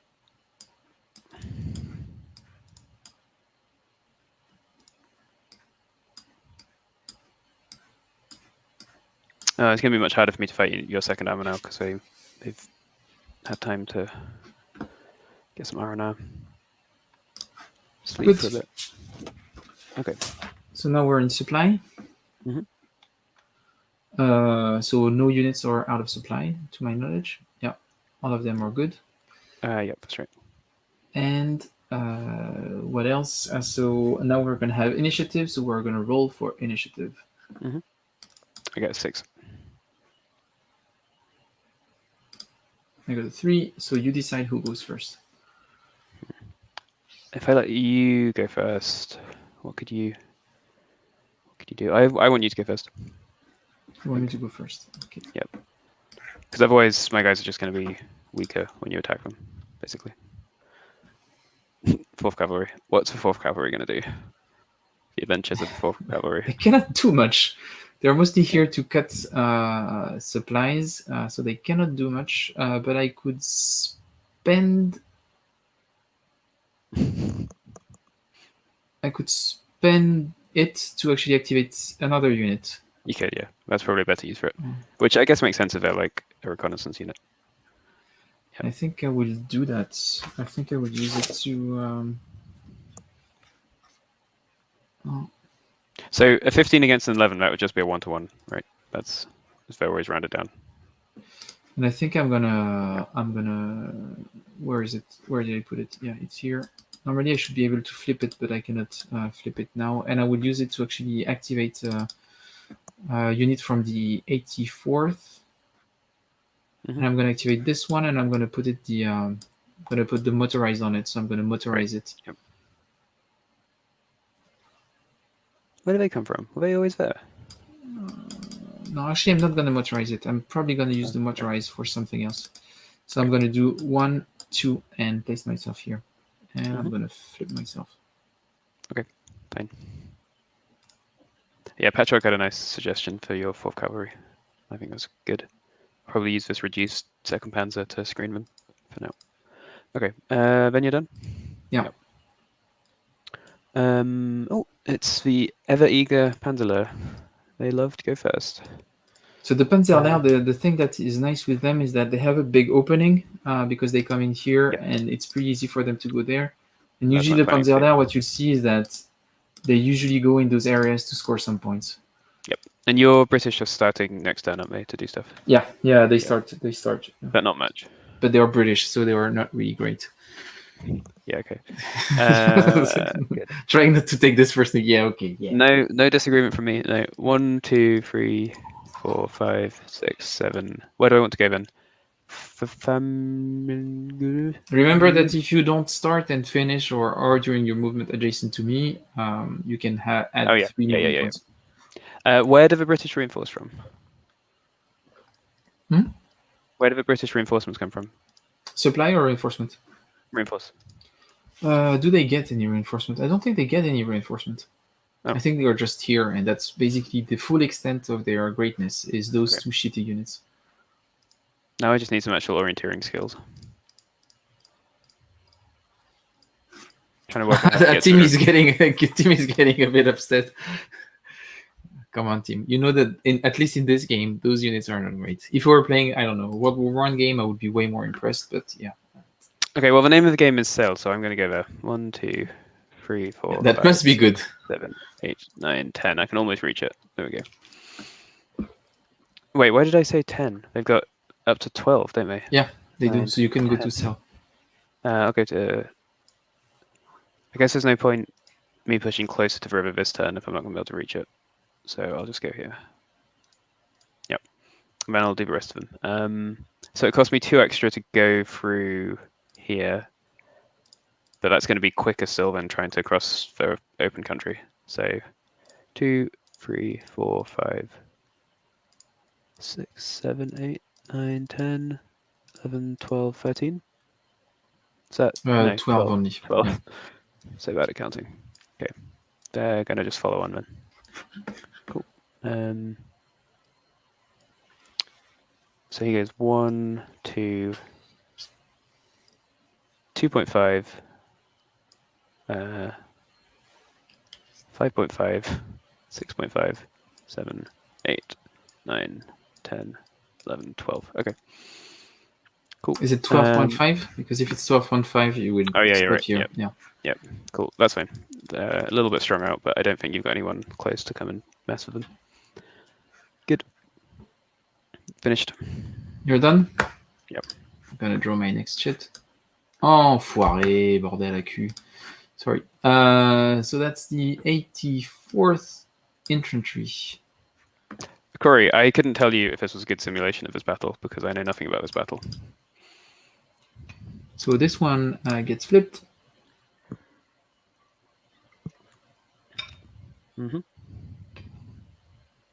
7, 11. 1, 2. Oh, so your second just don't get to do anything at all. Actually, I'm gonna do 1, 2, and 3. Mm-hmm. Oh yeah, but if I do this, yeah, you're at 2 to 1. Unless I go with the other one. Where am I at 2 to 1? Because you're fighting at 11 against 4. Yeah, but you'd get these as well. You get 15 here. Oh yeah, that's true. Oh my god, I forgot that. Thank you for reminding me how the game works. I just didn't know what you were talking about. You lost your mind. Yeah, because you will have to fight against him also, so that's good. So one thing I do like about this is for low counter density on a relatively large map, at least what I'm used to. But still, you get these kind of like small fronts developing, and I quite like that feels kind of understandable to me and makes sense, and I can understand why that's happening too, which is nice. Whether it's accurate or not, I don't know, but I feel like I understand what the game is telling me, which is good.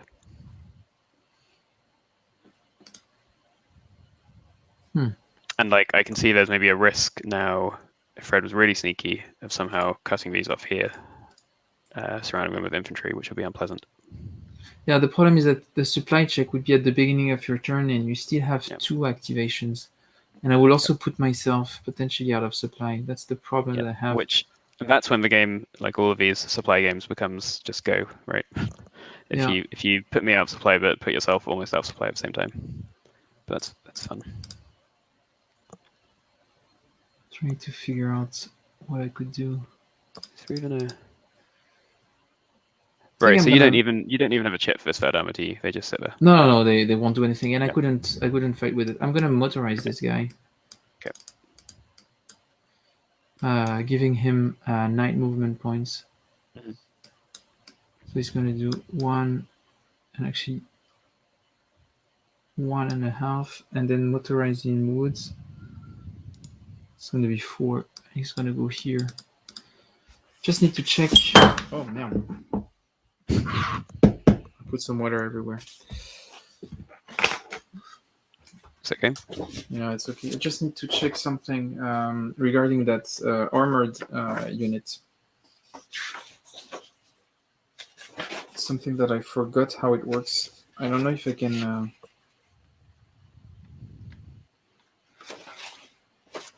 I don't remember how this one works. Mm-hmm. Because it says 009 and.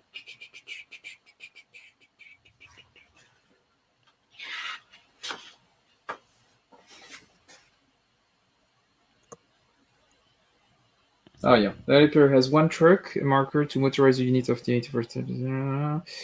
The repair is not required to place the marker on the first level. He may wait to use whenever he pleases. This marker may be placed on any activated unit of the 18th Force. This unit immediately becomes functional as a motorized unit for both movement and combat. The movement allowance is pinned on the truck marker. Okay, so that just makes it... Okay, so that means that this one is flipped now. Mm-hmm. And that means that I'm going to attack. Oh, I wasn't expecting that. You've got like 17. So I'm at 2 to 1 here. Yeah, right. So I'm at 15, 17 against your 8, and you are in rough terrain, so that doesn't change anything. You might, I know, and you don't have any chits. No. So I'm at 2 to 1. No specific ratio here. Yep. So I'm just gonna roll my dice. 0. Wow. 0 at 2 to 1. Excellent. 2 units are disrupted, I think. No, actually 0 at 2 to 1. I have a disrupted. Yeah. And I think it's 2 units get disrupted. Yep. Oh, that's shit. So the main one has to be there. Game pieces. So this one is going to be disrupted, and I'm going to disrupt the one in the woods. Patrick, I was about to read the design notes, but didn't quite get there earlier in the day when I was reading the rules. But I'll definitely take a look at those afterwards. That sounds interesting. Yeah, the night bonus I was unsure about. The only thing I'd read in the rules is that historically the Germans were more active at night. The air interdiction would make sense, certainly. Because the US, you can't use airstrikes during the night either, Fred, can you? No. Yeah, that's only during the day. They can. Yeah, I can so use. If the Germans were worried about airstrikes, they might have moved mostly at night, which makes sense. You're done with those, or are you still moving around? Yeah, still moving around. Okay. Are you trying to surround me? Oh, you have surrounded me.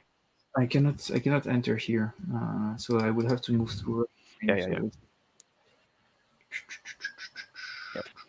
Oh yeah, it would be. Yeah. Yep. Good. So you're not quite there. And he's gonna move here.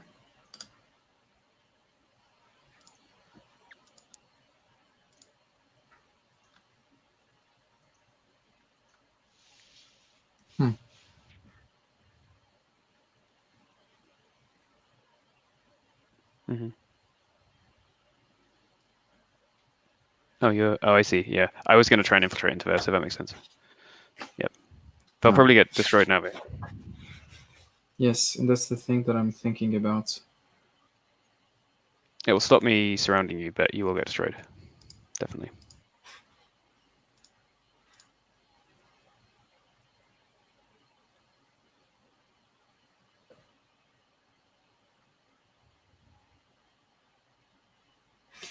And I think I'm gonna keep the other ones on their unused side. Yeah. And I'm gonna stop my turn now. Yeah. Okay. Good. I'll draw in, and I've got the. And I will come back because I need to get a sponge or something. So it'll be like.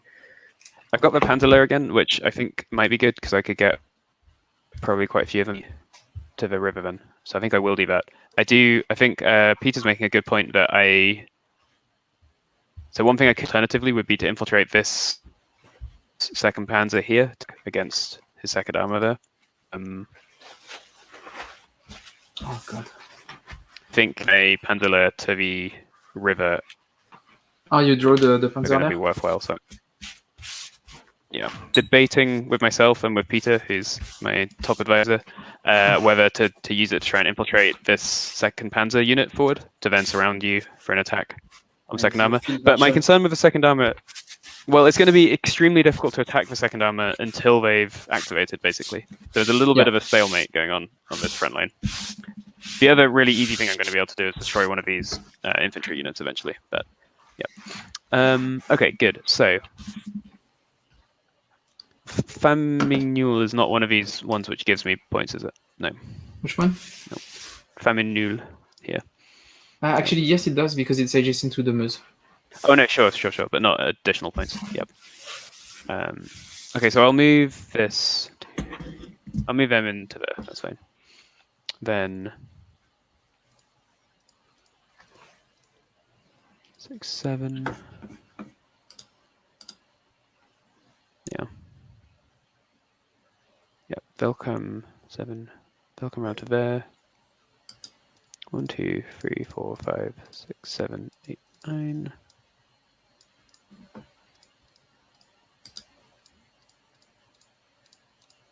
Yep.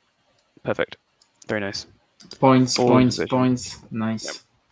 There's one thing I've learned from playing games is that points is what you need to win. Yes. So. Think of this one as a Euro game, and this is your this is 4 victory points per turn. Yep. And you stopped drawing now, don't you? Yeah.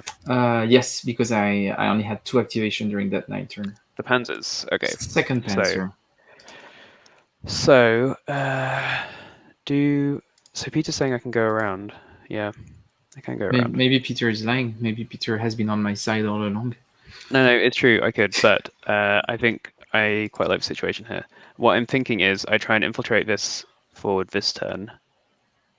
And then what's this flipped? That's a 6. So 6, 7, 13. Oh, that's exactly 24, which is not anywhere near enough to get 2-1 on you. That's useless. 24 is exactly what you need. Oh, against 12. Yeah, it is. Good. Yeah. Okay, so this he's going to try and infiltrate into here. Then. So I'll roll for that. And I succeed with +3. Yeah. Yep. Good. I know they're close to being surrounded now, but we'll deal with that in a second. He's actually not. He's actually not surrounded because this is negating the zone of control. Well. So he's actually fine. He goes here and then traces a line. Yeah, or whatever. Yeah, that's fine. And then this second Panzer is going to do the attack there. So I've got 2-1 against you, and I get you're in woods. Is that a bonus? I'm in woods, and woods mean -1. But I'm doing heavy attack at night, so I get +1 total. Yeah. Cool. That's right. Actually, +1 total. Yeah. You got no chits, no. 7, 8, excellent. So that's 8 for a 2-1. Reduced and oh no, no, it means that I retreat and then I'm disrupted. Yeah, good. So I'm going to take a disrupted and I'm going to retreat 2 hexes, 1 and 2. And I could move 1 in there. They can't move again, can they? Because he used all his 9 to attack anyway. So yeah. This one it's spent, but you can do a movement after advance. I don't think I want to do that. That's fine. And I'll leave that one there. Now, what other reinforcements have I got coming? Some other guys from somewhere else. Okay, good. What I will actually do then with these others is move this one to here and move this one to here. Okay. Nice. Yep. Done. And then you go again. Yep.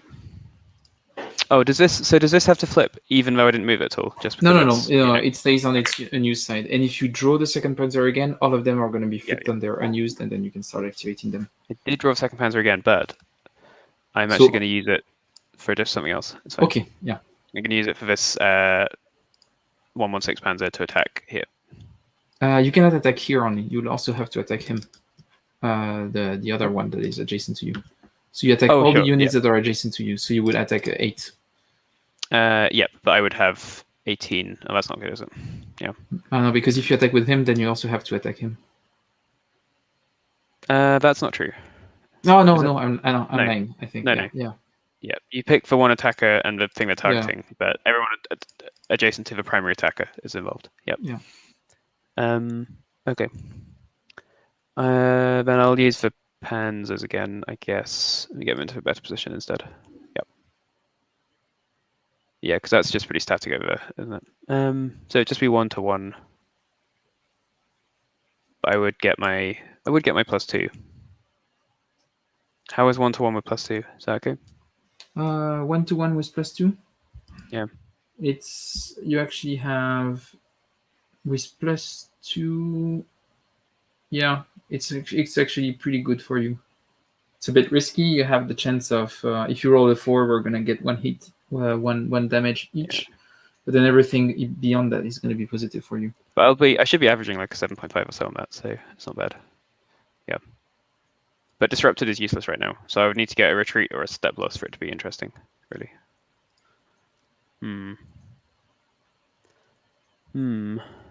No, I think I will activate the Panzers again. I think that's going to be better. Okay. Oops, not him. And it's probably going to be good for me to keep this line here. So,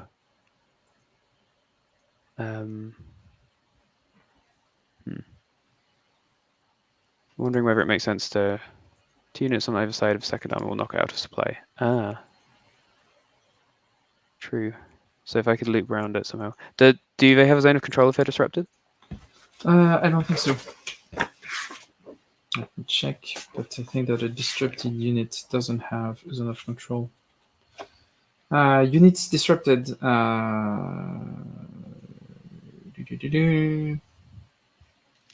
So your movement allowance is reduced by 1/3. Mm-hmm. Yeah. No movement allowance at all. Wait a minute. Yeah, disrupted units have no zone of control. Okay, so I could go. It would be quite hard for me to get around the back of this guy now, though.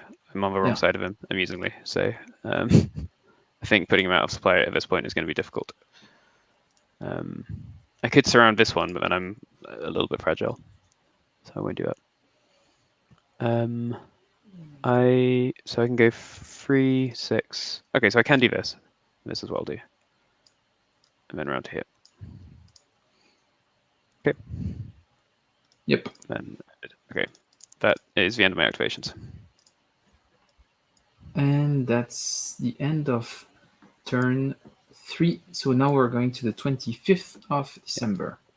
Corey did point out in the chat, and this is something I do like, is it's actually quite a snappy game, which is good.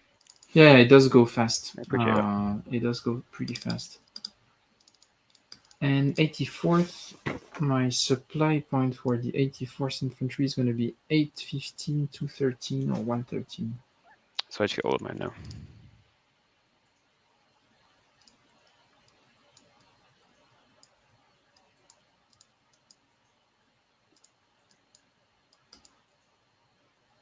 Yeah, I'll check that afterwards.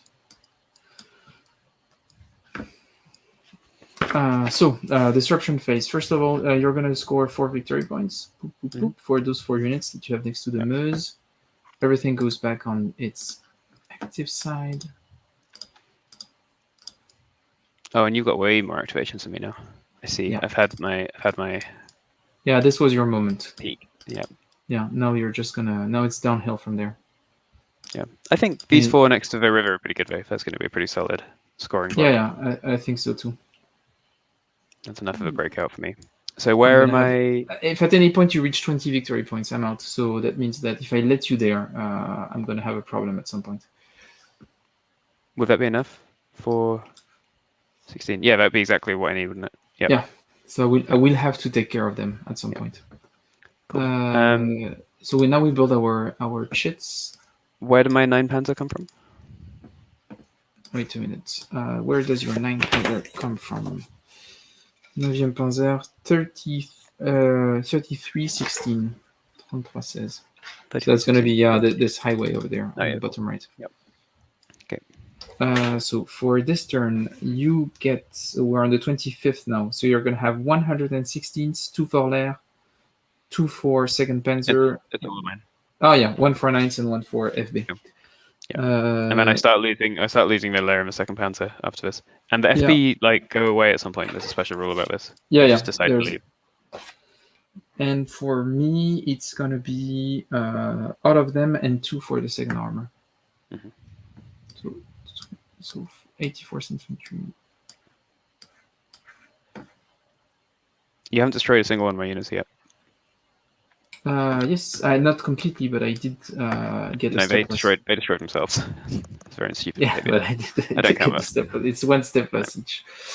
Good, and it's a day turn. That's going to be pretty important. I have 5 activation to 3, so I'm going to put this here. Yep. And you're here. Perfect. We roll for initiative. Yep. And none of our units are out of supply. You got a 1. That's good. Yep. I got a +1, so I think I would beat that.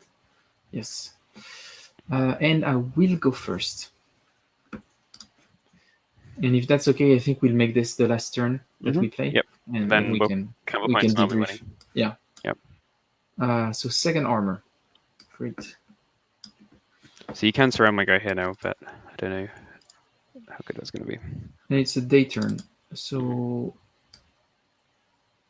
if these guys come here, 1, 2, 2,5, 3, 4, 5, 6, 7, 8, 9, 10. Some of these chits, I can't help seeing them as little like ski lift carriages or something, like carrying someone up a mountain, because they've got like a little bar at the top and then a connector, and then you've got the box where the people sit in. That's what it looks like to me. So. 1, 2, 3, 4, 5, 6, 7.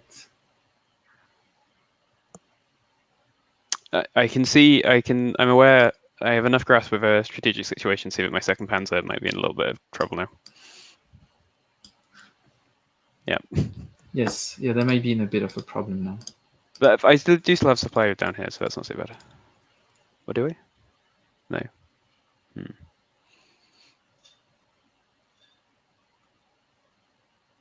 Yeah, okay. So I'm going to show you a Hex Counter trick. which is I could go from here to here, and that would be complicated, or I could just go back once and then move here. I see. Yep. But it costs you an extra 2 to get there, doesn't it? But still, if you're but now it's an instant success. Yeah. Good. 7-7, ça c'est bon.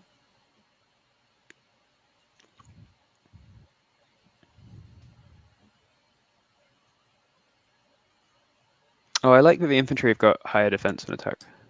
It's nice. 3, 4, 5, 6, 7, 8, 9.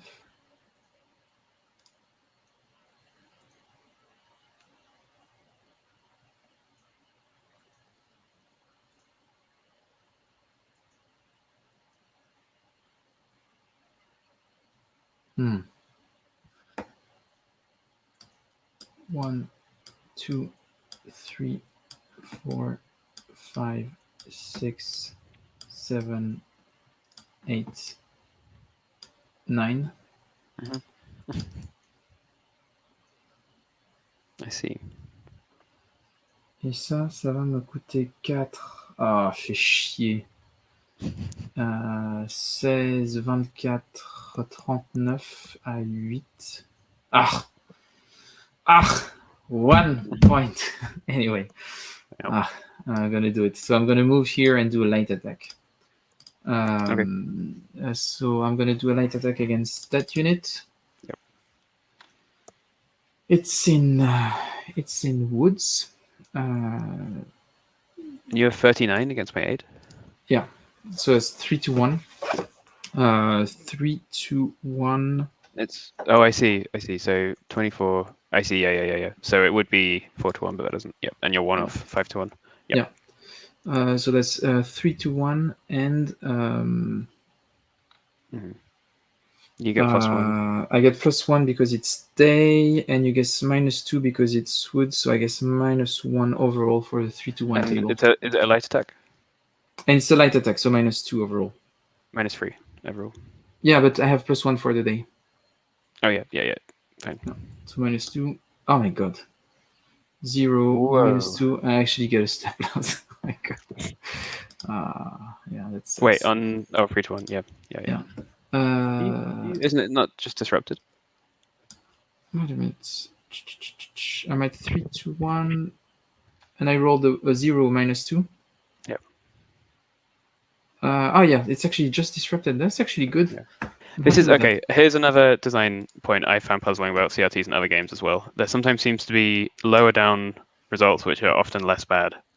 I mean, it does depend on the situation to some extent, but it's like getting disrupted seems. In another situation, it could be pretty bad. It could be. But that seems straightforwardly less bad than a step loss. Yeah. In that situation, it's actually not bad. I would actually have put the disrupted first, then the step loss. You do have to disrupt. Oh, you apply all of them. 2 of them, I think. Oh no, sorry, two disrupted. Yeah. But it's not that you apply all the previous steps on the chart as well. No. So, maybe it is. I'll put it here. Yep. Okay. I think that's the result, right? The result for combat indicates that units involved in the attack are disrupted. Yep. Yeah. No, wait. This is really important. The results on the CRT are cumulative. Is that not right? Yeah, so but there is only disrupted and be forced to retreat. There is only 1D. Oh, I see, but it could be okay. Yeah. So I thought I was reading that each step of the chart is. Oh no! It's like if I had -3, it would be I would have to retreat and be disrupted, or if you had -4, I would take a step loss and retreat. Yes. Yes. Good. Okay. Fine. So you're done. Yeah, I'm done. It is bad, but I don't think it's as bad as a step loss. Maybe I'm wrong. But it's pretty bad. +/-1, excellent. Extra move, nice. And FBB, who are they? Wait, do I have some FBB reinforcements yet? No. No, they come later. So what? So I just have to use this to move a single person. Yeah, you can use it for moving 1 unit. Why are you like this, FBB? Okay. I think there are special rules for them. Those FBB guys. Yeah, I think they're bastards.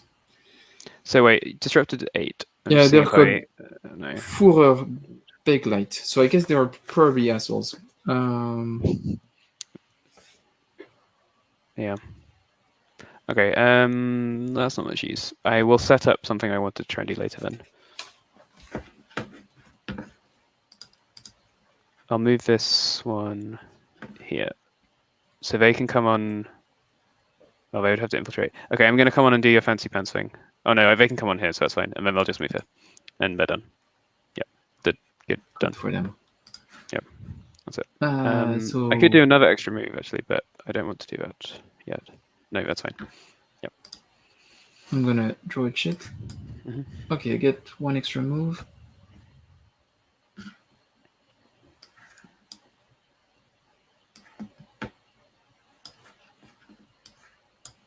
And the 84th. That's not exactly what I wanted. 84th, no. 84th. Is that the infantry guys? Yeah. They're in an okay position to push on the corner about if they want. On my 116 Panzer again. Yeah. Except it's worse than last time, but it would just be 1-to-1 actually, which is terrible. So you shouldn't do that. Unless you can move this in as well. I can do an extra move. I could do a one-on-one fight here. You could do that if you wanted. That's my odds for a one-on-one. Not too bad. It's not too bad. Mm-hmm. We could kill each other if I rolled a 6, and that would be the end of it. It would also cut my supply. So. No, it wouldn't. It would be fine.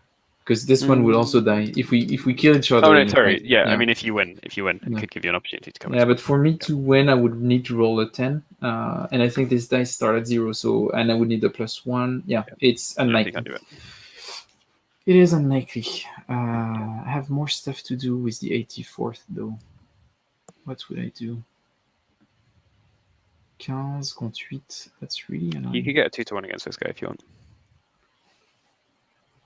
I could do that. I think I don't really have a choice than to do that. Because I would go here, that would flip me. Yeah, that would put me at... I could not get 2-to-1. Oh, because you'd be flipped after moving. Yeah. Yeah. I couldn't do that. Actually, no.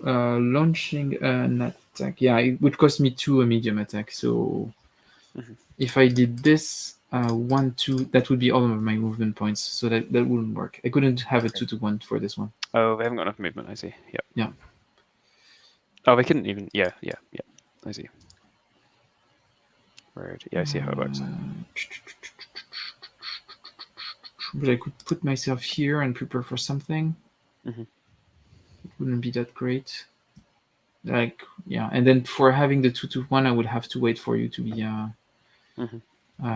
not activated anymore. Yep. So I think I'm gonna. Should I give up on that position? A lot of difficult decision.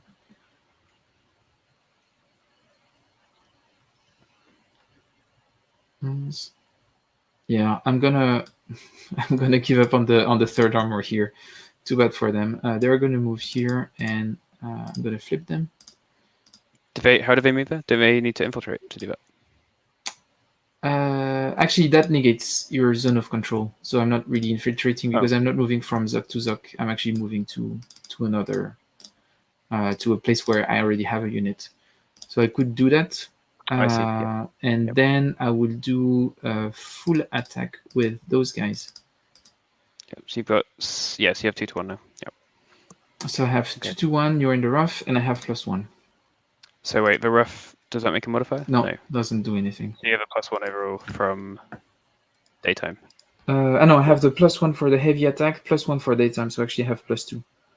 Cool. I'll use my -1 for this one. So now I have +1. Yep. 8 +1, 9 on a 2-to-1. So you will have to take a step loss and retreat. What is this? 116. And we'll have to go to like here or so, won't we? Yeah. Yep. Okay, nasty. And they're disrupted as well, or something? No. No. Step loss and retreat. Yeah. Yeah. Good. Meaning that actually, I think I'm gonna move on here like this.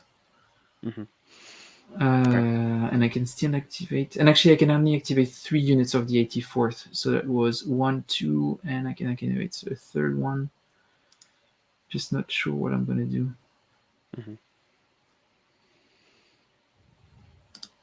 Wait a minute, these dudes. I could activate it and do a full attack on those guys.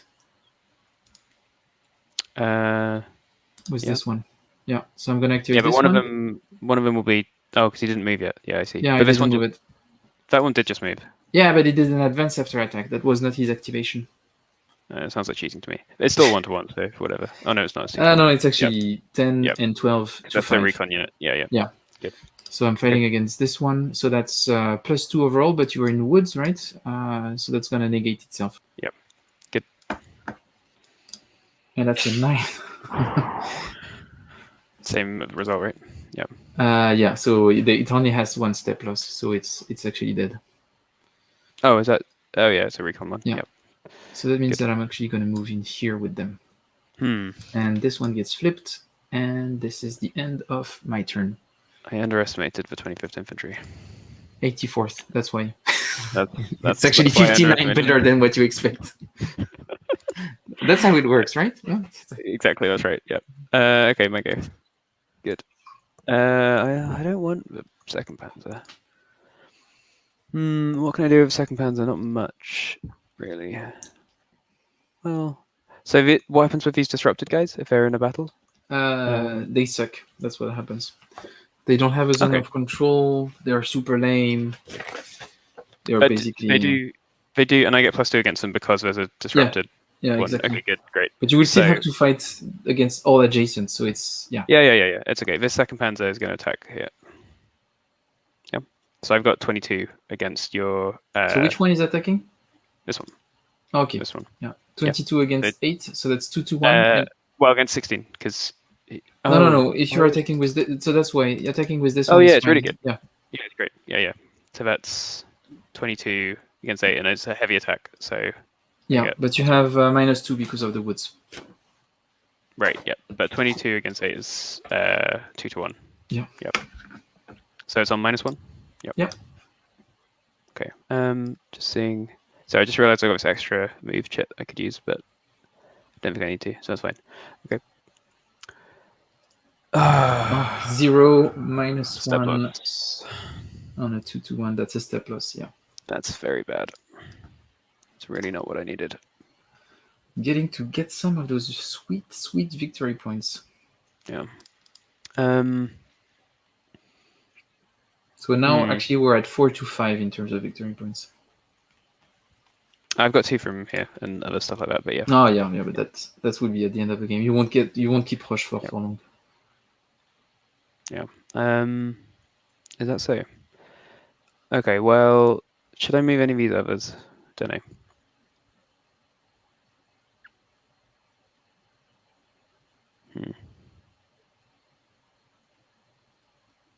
Oh yeah, he would be totally surrounded. That'd be terrible. No, I guess that's the end of that. I don't think there's any use to moving the rest of them. Yeah, I'll stop there. Yeah. Okay, so back to me. Oh, second armor. Yeah. That's not really what I wanted. But you could really smash this now, though. Yeah. I mean, these are disrupted, but yeah.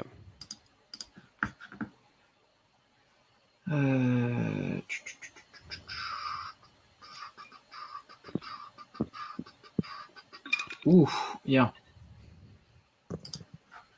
Don't the disrupted ones also unexhaust? Yes, they do, but I'm not going to do much with them. But you could do 60 against my 8 here, which is just ridiculous odds. That's surely 7 to 1. But I get -1 to the -2 to the attack. Yeah, but that's still just pretty good. Yeah. So, well, -2 from the woods and -2 from disruption, right? So yeah, that would be -4. It's still 7-1, I'd say. So wait a minute. Oh yes, woods are actually -1. It's towns that are -2. Okay. Yeah. Yep. Peter is correcting us. Thanks. So -3 then. Yeah. So we get -3 overall. Wait a minute. Actually, I get -2, -3, but then I guess +1 because it's a daytime, right? Yeah, that's true. Yeah. Yeah. So +1 for daytime, and I guess +1 from the heavy attack. Yep. So just oh yeah, but no, I cannot do a heavy attack with him because I lose part of my movement. But you can do it with him. Oh yes, that's true. Yeah, that's a really good point. Yep. So 60. I mean, you can't ask for better conditions, really. You should definitely do this. Yeah. I'm just wondering, do I need 60? That's the thing. Or would 45 be enough? No, 60. You need it. No, 45 is good. So I'm gonna activate him, and he's gonna fight with those two morons here. But don't you need to include everyone in the attack who you can? No, no. I have to attack everyone that is adjacent, but I don't have to include everyone. Why wouldn't you want to include them? That's a really good question. Now that I'm thinking about it, I would include.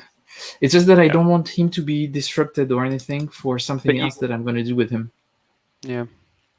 Okay. Actually, I could do the other thing first, and I think I'm going to do that actually. So I'm going to do with armor, and I'm going to go in motorized. So that's going to be 4, and then that's going to be a. Shit. Where are you going?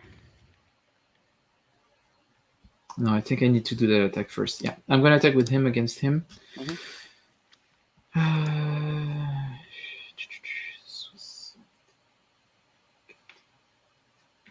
Yeah, so that's a 7-to-1 ratio, actually, against him. And we calculated, so -1 for woods, -2 for disrupted, so that's -3. And then I get +2, so I'm at -1. And you don't have an activation chit or any tactical chit. No. -1 at 7-to-1, and I get 3, so that's 2. So you have to retreat. Yep. Can I? Yep, but it's dangerous. So what happens? I need to so roll. What happens is that so if you retreat here, you're gonna get disrupted. So I would retreat here first. Oh, because I can get 2 spaces. Yep. But this is a zone of control as well. Yeah, so. And then you'll finish here disrupted. But it's a better place to be. Yeah. Yeah, sure. Good. Can I clone these? No. And you're not flipped. You're just disrupted. Oh yeah. Okay. Good. And you can move into that space. Yes. If you want. And that's exactly what I'm gonna. I'm not gonna move with him though. Will I? Maybe I should. It's 23. Yeah, definitely. Oh, that sucks a bit.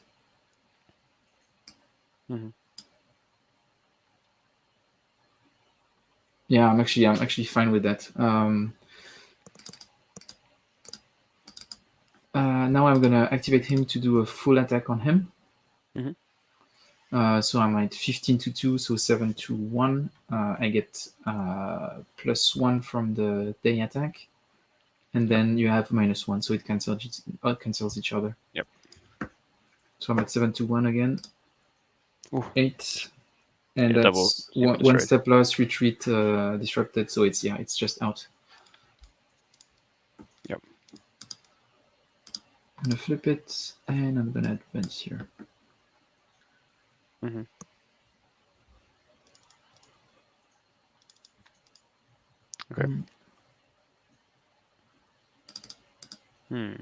8, 14, 1-1.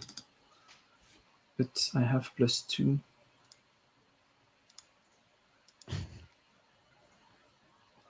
Yeah. What boring maths are you doing now? I'm just wondering if I could activate this one to attack this one. Because now it gets the benefit from this one. So I'm attacking at 14, but you're still at 8. So it's 1-1. I will have +1 for the full attack. Yeah, you get +2 for the disruptor too. So. Yeah, so that's +3 overall. I think it's so worth that doing. means that my worst roll is going to be a retreat for me, but that's going to be if I roll a 0, then everything above. But I risk taking a hit and losing the unit. Yeah, I think it's worth trying. But actually, what I could do is potentially just bring one of those disrupted units first. Mm-hmm. Yep. If I'm disrupted, I no, think they won't be able to move that far. Yeah, no way I think they've got 2/3 move. They've got 6 disrupted movement. remove Oh no, they it can do. once Yeah, or reduced by 1/3, so I have 6. So I can actually do it. Yeah. Yep. So this one is going to do this. That'll put you up to 2-1. Yeah, so that would put me at 16. 16 plus 6, 22. So that that puts me at 2-1. But the problem is that if I do that, I lose the +2 -2 because I'm attacking with a disrupted unit. No, because you could attack with this unit next. It's fine. Yeah, but if I want to get the support from this, then I get the disrupted one. Yeah. Yeah, so it's not really worth doing. Yeah. Yeah. So what I'm going to do is because every unit adjacent to the unit you're attacking attacks every friendly unit, I think. Yeah, but I get the penalty why can't you disruption. attack with it? I'm confused about who gets to fight. Doesn't every friendly unit adjacent to the defender? All friendly units adjacent to an enemy unit that's being attacked may be included. It's fine. You can attack with this one. But the problem is if I include him, I get also the -2 penalty for myself. Oh, I'm being so stupid. Yeah, sorry. That makes sense. Yep. So I'm on board. Okay, so now I'm going to do rough is 3. I'm going to do something weird. 3, 4. So that's going to cost me 4 because I go out of a zone of. Ah no, you don't exert a zone of control. I don't care. I'm just going to move here. Yeah, and that's fine. But you're not attacking. No, I'm not attacking. I'm just now you're actually out of supply. Those 2 units are out of supply now. Yep. Okay. 6. 4, 5, 6, c'est chiant. 1, 2, 3, 4. It's gonna move. So 1, 2, 3, 4. Why did you go here? To go on the highway. Oh, I see. Yeah, I see. That was quicker. Yep. 4.5, 5, and 6. I have plans for him. And this is it for the second armor. I think that's it, right? I don't have anyone else coming up. Yeah, no, that's it. Okay. I've got them who I don't want to use, so I will try and do something else. Matthew's here. Yes, I did convince him. So I'll use the extra move with the Pantala and just move 2 separate units, basically. Yeah. Because you kind of have to do it. So you really don't want to commit any unit from Panzerlehr to actually sell yourself. No, I respect that. Fine. Do you think it makes sense to try and get these out back into supply? Is that sensible? I think that would be nice, yeah, if you could. So I should try and infiltrate down here, for instance. Yeah. Yeah. That would be a nice thing to do. So I get +1 overall. 5, 6, got it. 6 is a success. And then this one will also either here or here would need infiltrating, wouldn't it? So yeah, I'll try and move back to there then. Let's roll. And 2, they failed. And maybe got something bad. Actually got disrupted, but they're already disrupted. Okay, fine. They're goners. We're leaving them for dead. Okay. That's me done.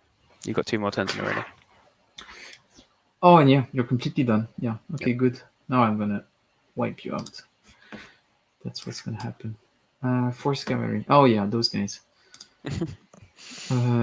What can they do actually? Oh,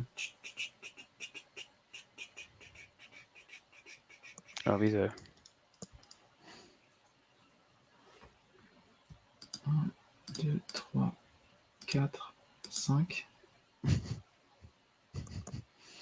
Very good. Okay, if I manage to put a unit back here, it would put this one out of supply actually. So I'm going to do 1, 2, 3, 4, 5. Okay. I'm not going to attack you here. So that's what they do. Then I have 2 other activations. +1, -1 for combat. Great. Not sure I'm going to have the use for that. And I have the extra move I need to remember. Yep. Yes. 29th armor. Lame. Actually, I'm going to use the extra move. Yep.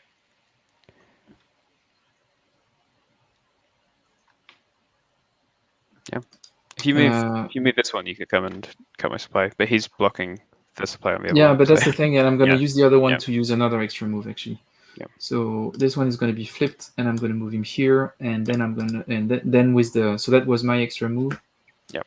And then I'm going to use the 29th armor, not to do something, but to activate another unit, and I'm going to activate that unit, and it's going to move here. How does he get there? He goes... Oh, he can do, because he's got 6, so that's fine. Yeah, so that's but that would 5. Be... No, you don't have a, you don't have a zone of control because you're disrupted. Good. Sorry. Okay, then we're done, right? Then we're done. We remove everything that is disrupted. Yep. Good, and we can let the dust settle and have a look at what the situation is here. Yes, exactly, and we can count VPs and everything. I think I'm winning. I get 4 more. Yep. Yeah, now you should get. Yeah, you're at 8 now. Yeah. I've got 11 points right now. You've probably got more than that. You've got 4. You got 5 from my destroyed units. Yeah. 6, 7 for Houghton. That's it. So I'm winning. But the good thing is that this is out of supply. This is out of supply. Now I'm winning. Yeah, I think if we continue, I think I would. I feel pretty confident I would crush you. Do you think you can get more than 4 points per turn, though? Yeah, that's the problem with those guys, actually. I think because you don't really have any way to remove those, and I think they're actually enough to possibly win me that. That's a good point. I think, let me check, because I think I could get 2 VP from that, 1 VP from that, so that would be 9. And then an extra 2 from Roquefort. I think it'd be pretty tight. It would depend on your luck on what you managed to destroy. Yeah. Because that would be 5, but then after you've taken those and maybe these, there's not really any easy pickings. Maybe you can push on these still. I don't know. Yeah, this one is out of supply, by the way. Is he? Oh. Yeah. Yeah, because he has to trace back to here. Yep. And yeah, he's out of supply, he's out of supply, he's out of supply. Yeah. So it would depend, basically, I guess that would be the rest of the game, wouldn't it? You would be trying to destroy enough here to discount my 4 here. Yeah, and I think I could put all of those out of supply. I'm actually not that far from putting them out of supply. I just need to exert one a zone of control here, and they would all be out of supply. Oh no, yeah, they would be. Because the rest I'm more or less blocking everything here already. Would they stop scoring, or would you still need to fight them then? You will become isolated, and what happens if you're isolated during the supply phase? Out of supply, I think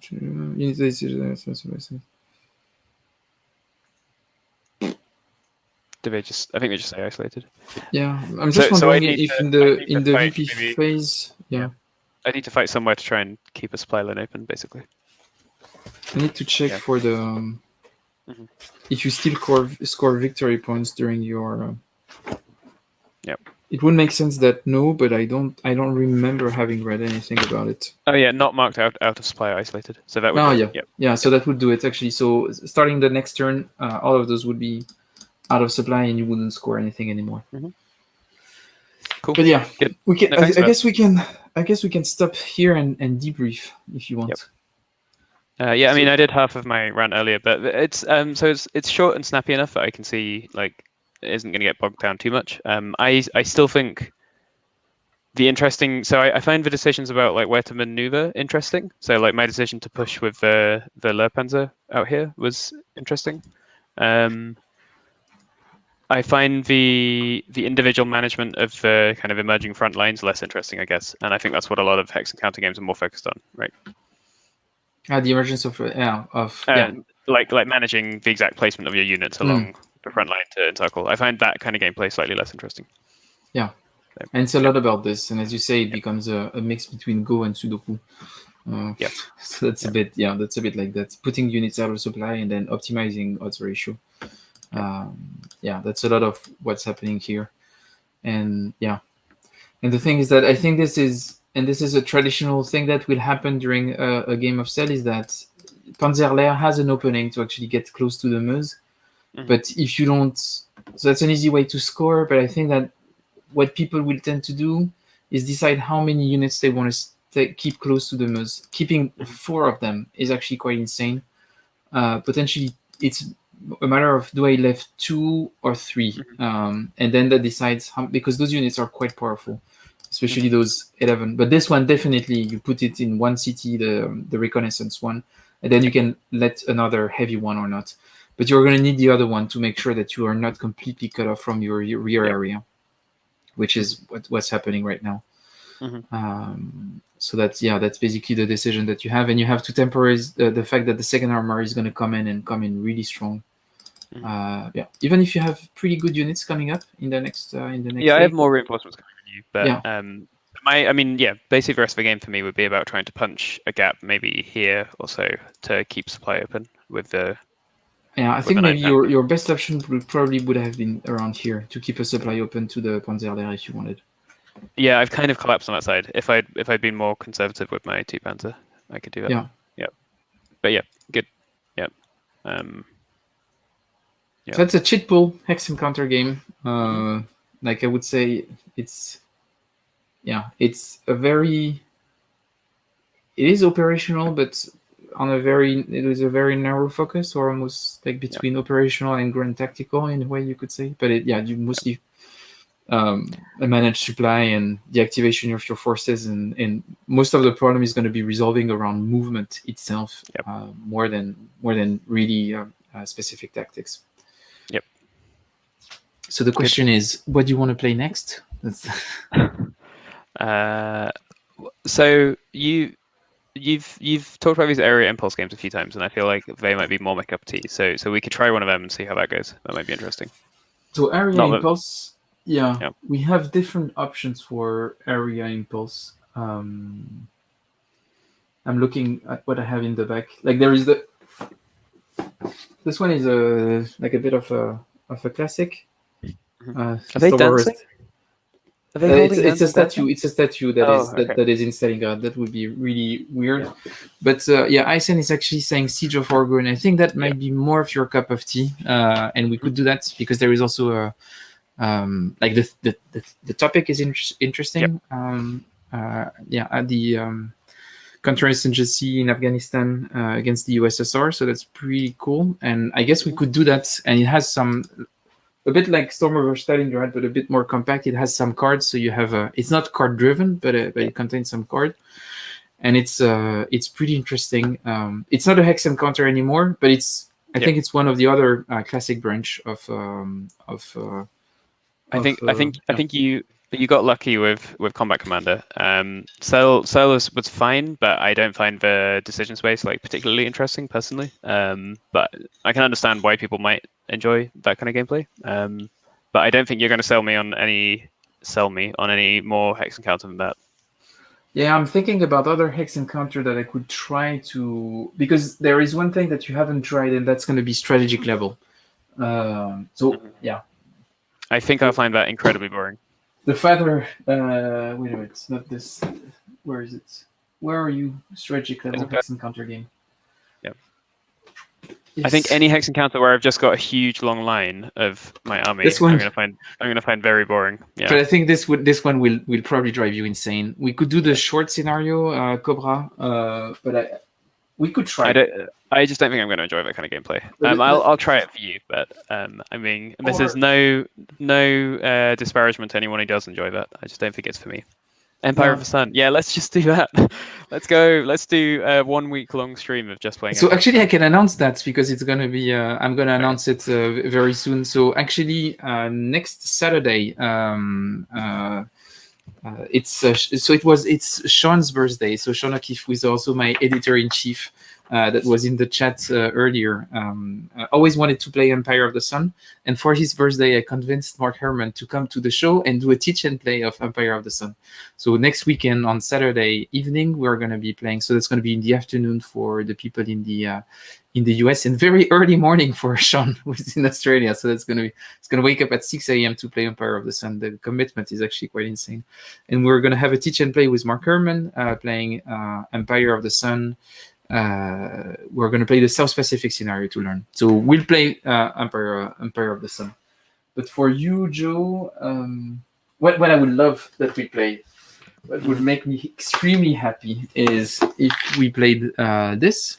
Rising Eagle, Austerlitz 1805. But I think that might be a bit too much. I'm not sure. But we'll see. I think we need to try another one. Maybe we can make a pause with Hex Encounters, play Siege of Orgun next time to keep on the promotion for Revolution games, and maybe they will send me free games at some point. Who knows? Just to thank me. But let's do that. So we do a bit of a break on Hex Encounters, and then think about another Hex Encounter game. But I think I would like to try maybe one last one, just to check what could work. And we'll see that. And Eisen is saying that he'll be there for the Mark Herman show. And yes, the South Pacific game is the one that was in C3I. Yes, so it has. If you get the Vassal module, there is a C3I thing that there is a small log that you can get just to have the scenario and upload it. But it's basically the same rule. It's just a more focused scenario. But yeah, sorry. But you did try. This is a technical one. Yeah. To be clear, this was absolutely fine, and it's short enough that I can find it interesting to work out where I'm going to move my units and so on. But I think the grind of the second half of the game there, I would find less interesting as the game continues. Yeah, and that's the thing. From now on, I would have just crush you more and more. And that's the thing with the operational one. They become I think I understand why it might be a bit less interesting, and I think trying another operational one would be more of what you didn't like. So it would be more of optimizing CRTs, more of thinking about supply lines, more about the maneuvering would be mostly about how do I exert zone of control. Like if we went into the Simonich Zogbond kind of game, I think it would be only worse. It's like it's this at its best, but it would be just longer, more complex, and more of the same thing. So I think we can probably park the operational Hex Encounter games. What do I get to make Fred play? That's the question. What kind of games do I like that you don't like? Miniature games? I don't. Actually, I kind of like that. Yeah, you do. Yeah. No, I don't know. I don't think there are any. You're much more easygoing than me. Yeah, I think so. Are they games? Yeah, I think the ones that I'm just looking at what I've got here. The ones that I don't like, you usually don't like either. So yeah. I think that's going to be the German games, and it's not really it's not that I don't like them. It's just that I feel I know what we can do. I know what we can do though.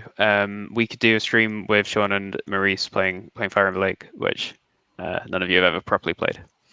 So we could do that, but it wouldn't be me playing a game that I don't like. That's true, but it would be you playing a game you've not properly played before. Yeah, that's true. I only played the 2-player and I played the expansion Fall of Saigon. I don't think you've played Fall of Saigon. I didn't. Which one was the one that I played? You played the prototype prequel expansion. Okay. Yeah, I'm not allowed to talk about that.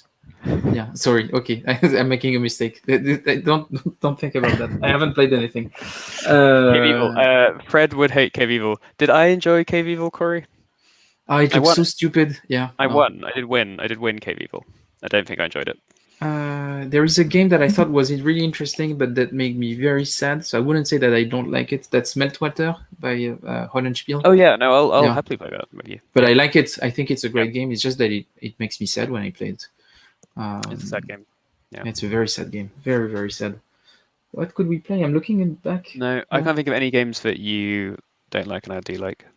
So I'm generally much more grumpy about games. Yeah, definitely, 100%. And actually, Eisen was proposing something earlier. So, To the Last Man or At All Cost. Mm-hmm. And this is a series by... Where is To the Last Man? Oh, this is To the Last Man. So this is To the Last Man. So that's on the West Front, World War One. Also area, but it's not really area impulse. Really interesting system. Also very depressing. And the designer also released with Hollenspiel the other side, so the East Front, which I think is actually more interesting. And I was writing a review for Battles magazine if the game magazine gets released one day. We don't know for the next one. It's really cool, but I think it's a really tough game. But I would prefer to play At All Cost, the one that was released by Hollenspiel. I think it's a bit more interesting. The thing with To the Last Man is that it's a beautiful game. Like it also looks really amazing. Sometimes goes in the ways of goes in the way of playability. And Stephen asked if we should play Triumph of Chaos, and I would say no, Stephen, we will not play that. I actually proposed to David Doctor to come to the show for a teach and play, and he hasn't answered. So we'll see. If he answers, I would be really happy to have him for a teach and play. And Joe, you could play against me, and he could teach us the game. I think it's a great game, but I have some comments that are already expressed in the past about the clarity of the rulebook, but that's a discussion for another time. Yeah. Okay. Great, but I think that's it for tonight. If there are no other questions, I would like to thank you, Joe, for joining and attempting that second Hex Counter game. We'll see what we do next. Next week, it will be a weekend show, so it's actually not really in a week. Next Saturday, with Mark Herman, Sean O'Keefe will be playing Empire of the Sun, teach and play with the designer. And then I don't remember what's the plan for after that. And Sean is not here, and he cannot remind me of the schedule. So basically, that's what next. Thank you, everyone, for tonight. Have a good evening. And I think that there is Ardwolf's live stream that should start soon. So I would really recommend that you go and watch that because Ardy is awesome. Bye, everyone. Bye.